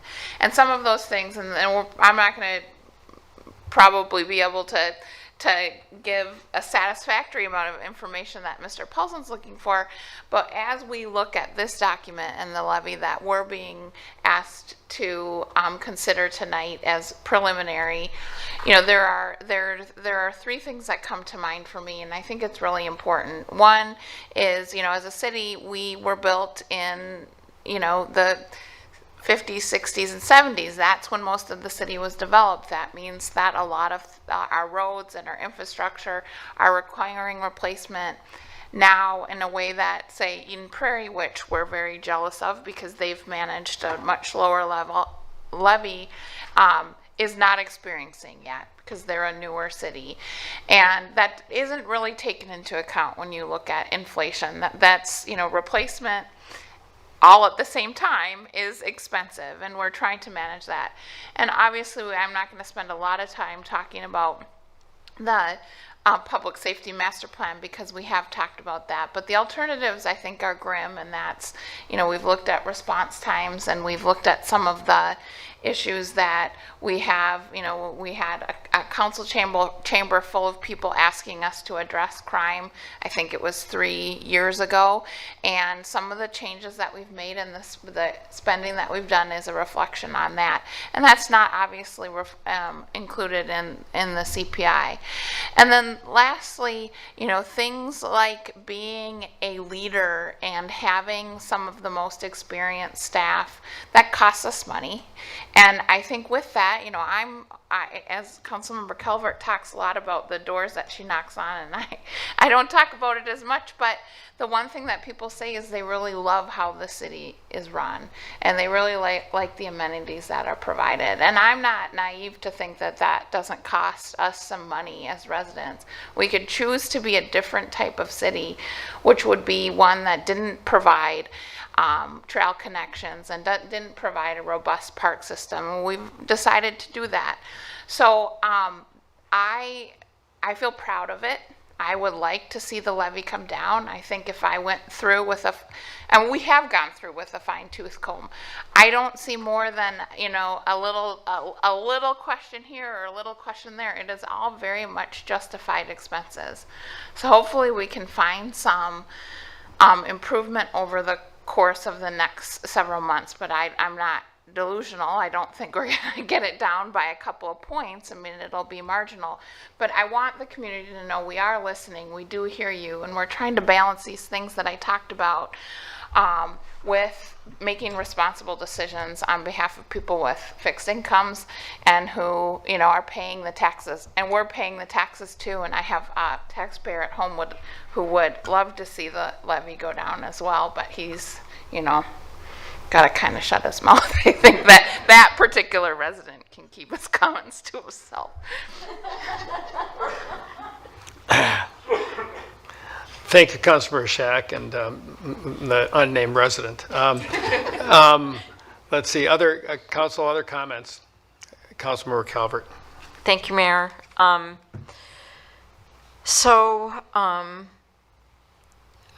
I share many of the sentiments that Councilmember Shack just mentioned, and we do this public survey and our residents tell us what they want, and people across the city don't value the same things at the same level. So, some people want this, some people want that, some people are opposed to it, some people are for it. But we really try to just run the city really well. And one of the things that I really want to point out is just the generosity and creativity of some of the leaders in our city. And I think of Chief Boraboom. He had the vision to move forward with the drones as first responders, and it's an investment on the front end. It also saves several staff positions, which save us a lot of money, and it makes the police department and hopefully also the fire department much more efficient and keeps officers safe under certain conditions, and will be able to tell firefighters what fire conditions are. And it's just very visionary. But, you know, he didn't just ask for the drone program, he asked for the drone program and made the economic argument that we would not need as many officers. And then the same thing with the master plan with the fire department. You know, we were on track to hire more firefighters yet this year again for public safety reasons, and we hired 9 this year. And the fire chief, instead of just forging ahead, said, you know, let's see where we're at. Let's see how the staffing goes and the shifts and all of that. And so we're not funding a bunch of new positions this year. And there are a lot of things, if you really read the budget, that you'll see that we actually did say no to. We have been deferring remodeling this very building for years now. We don't, you know, we could have done it, but we had other needs. So the one thing that I will not be apologetic for is investing in public safety. And I think that the investments, the 2.6% investments that we've made in public safety is actually something that makes me proud, because it is not easy to raise taxes on people, but it's also, I think, our great responsibility to keep them safe.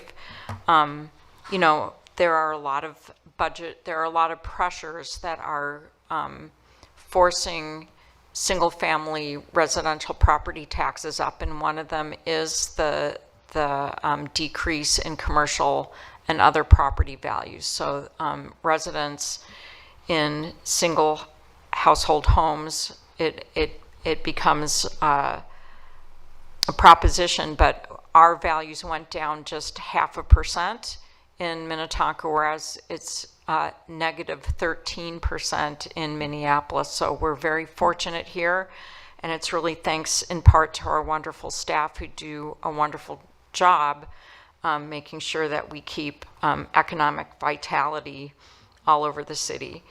The other thing I just wanted to mention is the mayor mentioned it, we all mentioned it, we have talked about this a lot, and there are always people in the community that feel that, you know, we don't do enough outreach about this, but part of it is I think that we do a pretty good job, and there are a few people that really watch the budget. One of them is in the audience right now, and he writes very thoughtful emails to us, and we really do listen. And in terms of the gentleman who is talking about the consumer price index, you know, we're 2.6% of this levy is because we need full-time firefighters, and we just really need them. And we needed the other investments in public safety. The positions that we're hiring, the new positions, one is in the police department and one is kind of law enforcement adjacent in our legal department. And those are things that keep us well run and safe, and to me they're good investments. So I could go on forever. I will say I'm a taxpayer. I am not a rich person. I live in a 1954 very small Rambler on a very busy north-south thoroughfare, and you know, my husband's retired, and we really feel it when we raise taxes, but I think we landed on a really good budget, and we have been discussing this for months, and people are always welcome. Our agendas are posted. We do put it out on social media. It is in the Minnetonka memo. We do seek input from people, and our phone numbers are listed, our emails are listed, and you can write or call us anytime. With that, I'll just say it's an uncomfortably high levy increase for things that we actually, this is a needs-based budget as far as I'm concerned. And I think we did a pretty good job sharpening our pencils, and I'm hoping we can, maybe manna from heaven, but hopefully we can sharpen our pencils even more. Thank you, Councilmember Calvert. Other comments from council members? If nobody wants, I'll make a couple of quick comments, and we can maybe move on and get this done. I really appreciate, we don't have a big audience now, but I appreciate the people who've hung in here with us, and I appreciate your interest. As I do this, I listen to what people have said, and I heard what Mr. Paulson said, and I've heard him speak in past years. And I don't like to sound defensive, but I like to provide some answers to some of these questions. And so there's a couple of things here, and I'm going to be really honest. When we get that graph that compares all the cities, I mean, I get irritated every time I see that Eden Prairie one. And I've challenged staff, well, why is that? I mean, our cities aren't that different, but I think we've touched on some things that make us different. Now, I'll also say, I don't know anybody in Minnetonka who would prefer to live in Eden Prairie. I really don't. Not that I've got friends in Eden Prairie. I like the mayor a lot, but we live in a special place, and we're distinct, and our budget reflects our values. And what we talk about the strategic plan, but this budget reflects our values. And some of the differences with Eden Prairie, I mean, well, first of all, it's the bundle of goods that we buy. That's maybe a little bit of a defensive comment, but the CPI is a great tool. The producer price index is a great tool, but 78% of the money we spend is on personnel. And we're doing high fives because our health insurance costs are going up less than 10%. I mean, the bundle of goods we buy is way different than what I buy for my family at my house. And if we could just buy consumer price index goods, we would have a lower levy increase. But we don't. We buy a lot of different stuff. That is expensive, and technology is a big part of what we buy, and that is not getting cheaper. So again, I don't want to sound defensive, but the bundle of goods we buy is different. Then the other thing is, and I thought I appreciate Councilmember Shack bringing up, Eden Prairie is a younger city than we are, and so old stuff wears out, and you have to replace it. And we're replacing a lot more old stuff.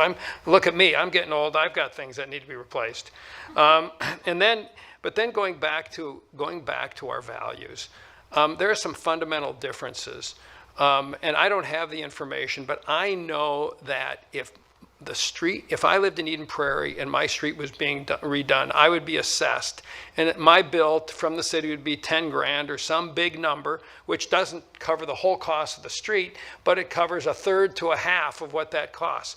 We don't do that. All of our street improvements are covered in our taxes. That's a big difference. Eden Prairie is in the liquor business. They have liquor stores. That gives the city about $1 million a year of revenue. Now, I'll tell you what, I can ask my fellow council members, raise your hand if you think we should be in the liquor business. I don't. And, so there are differences in cities. There's a consultant that works with the League of Minnesota Cities and other cities, and he says, if you've ever been to one city, you've been to one city. We're all different. And I think that this budget, and I'll tell you what, it kind of goes back to watching Popeye and shiver me timbers, because it's one thing to have, and I know I'm old. Anyway, I know that, that basically we're talking about an 8% levy increase, which is way higher than I wanted. But then the implication because of our values is a 9% increase to the typical taxpayer. I mean, that's higher than I want it to be. There's no question. But I also think that the budget we've got is real. And I think the differences between cities exist for real reasons. I think our values and the things that we buy and the position we're in and the things that we offer to our residents makes this a good buy, even though the levy is every year the levy is always higher than I want it to be. But anyway, those are my parting comments. I appreciate the hard work that staff's done. I appreciate our residents for hanging in there with us. This is always a tough deal, and we still got some time between now and December. But to me, this is the most daunting task of sitting at this dais, is that we tax our residents, and they have to pay money to the city that they don't have a choice on. They have to pay it. And to me, it's a very daunting responsibility, and I take it very seriously. And I know everyone up here takes it very seriously. So if anyone has the last comments, I'm done. Or if somebody'd like to make a motion, we'll take the motion. Councilmember Romali. Thank you, Mayor. I'll make a motion to approve a resolution setting a preliminary 2025 tax levy collectible in 2026 and a preliminary 2026 budget, and consenting to a special benefit tax levy of the Minnetonka Economic Development Authority. Keep going, you're doing A great. second resolution setting a preliminary 2025 tax levy collectible in 2026 for the Bassett Creek Watershed Management Tax District, and a resolution canceling a debt service levy for taxes payable in 2026. Thank you, Councilmember Romali. Is there a second? Councilmember Wilburn. I will second. All right, we've got a motion by Councilmember Romali, a second by Councilmember Wilburn. Any last comments, anyone? Ms. Larson, please call roll. Wilburn, Yes. Calvert, Yes. Romali, Yes. Coakley, Yes. Foster Bolton, Yes. Shack, Yes. Learsom. Yes, motion carries. Next item is appointments and reappointments. We have none. And item 16 is adjournment. Councilmember Wilburn, I move adjournment. is there a second? Councilmember Calvert? Second. All right, we've got a motion and a second. All in favor say aye. Aye. We are adjourned, but we're not done. We do have an EDA meeting, and we will do that quickly. Chief, thanks for being here tonight.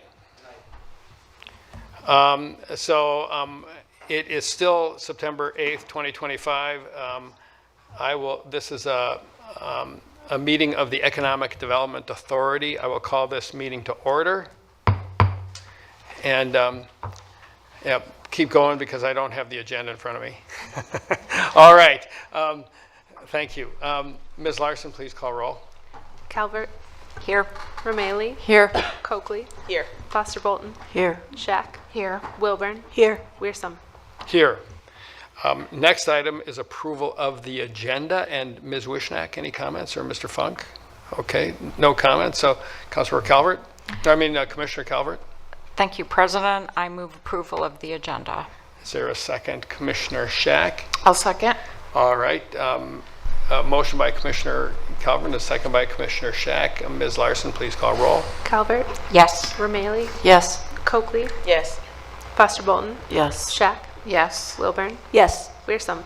Yes, motion carries. The next item is approval of minutes. And we have one set. They are the August 11th, 2025 EDA minutes. Is there a motion? Commissioner Calvert. Thank you, Mayor. I make the motion to approve the August 11th, 2025 EDA meeting minutes. And is there a second? Commissioner Coakley. I second. All right, we've got a motion by Commissioner Calvert and a second by Commissioner Coakley. Ms. Larson, please call roll. Calvert, Yes. Romali, Yes. Coakley, Yes. Foster Bolton, Yes. Shack, Yes. Wilburn, Yes. Learsom. Yes, motion carries.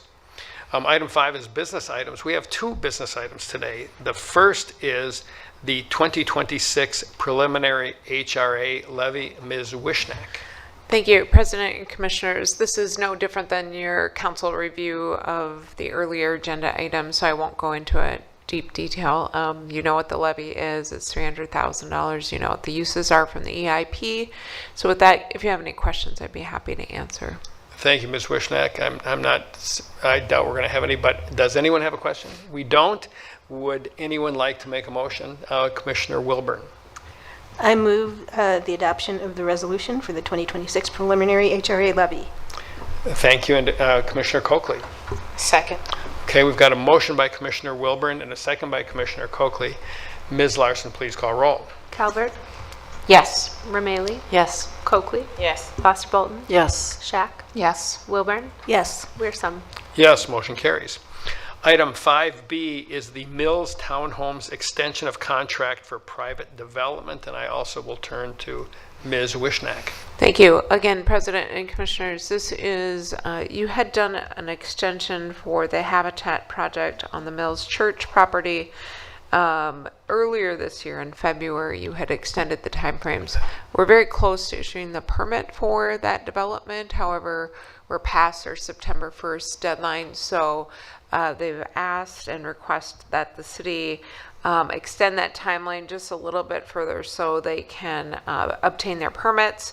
The new dates would be December 31st of this year for start of construction, and December 31st of 2028 would be the final construction. So with every contract for redevelopment, you do have these stipulation of timing that you track for development so that you're still comfortable with where the project's headed. So I can tell you we are close, but not quite there, and we would recommend approval of this amendment to the contract. Thank you. Very good. Thank you, Ms. Wishnak. Council, do you have any questions about this? Commissioner Calvert? Thank you, Mayor. I think, having gone through everything we've gone through with this project, of course, we're excited to see something happen, but December 31st seems like a pretty difficult start date, like maybe a little bit frozen ground. And what happened? I mean, what is sort of the technical definition of start if the weather conditions really don't permit? So what kinds of things can they start over there? Yes. Ms. Wishnak. Thank you, President and Commissioner Calvert. It's really to get the permit activated, and so even if the dirt doesn't move technically, if the permit is issued, it's considered an active project, and then they're meeting the guidelines underneath the contract as required. So I don't expect that to happen. I do expect dirt to move this fall yet, but if it doesn't for some reason, yes, they could pull the permit and wait and sit on the permit until the springtime. Thank you. Are there any other questions? I can say I believe I've signed those Mylars. I think it's moving forward, but anyway. There's lots of moving pieces, President, so. All right, well, thank you. all good. So is there a motion to Commissioner Calvert? Sure, I will make the motion to adopt the resolution on the Mills Townhomes extension of contract for private redevelopment. And a second? Commissioner Shack? I'll second. All right, we've got a motion by Commissioner Calvert and a second by Commissioner Shack. Ms. Larson, please call roll. Calvert, Yes. Romaili, Yes. Coakley, Yes. Foster Bolton, Yes. Shack, Yes. Wilburn, Yes. Wearsum. Yes, motion carries. Item 6 is adjournment. Commissioner Wilburn, do you have Yes. do you have I a move motion? adjournment. All right, is there a second, Commissioner Calvert? Second. Okay, a motion by Commissioner Wilburn, a second by Commissioner Calvert. All in favor say aye. Aye. We are adjourned.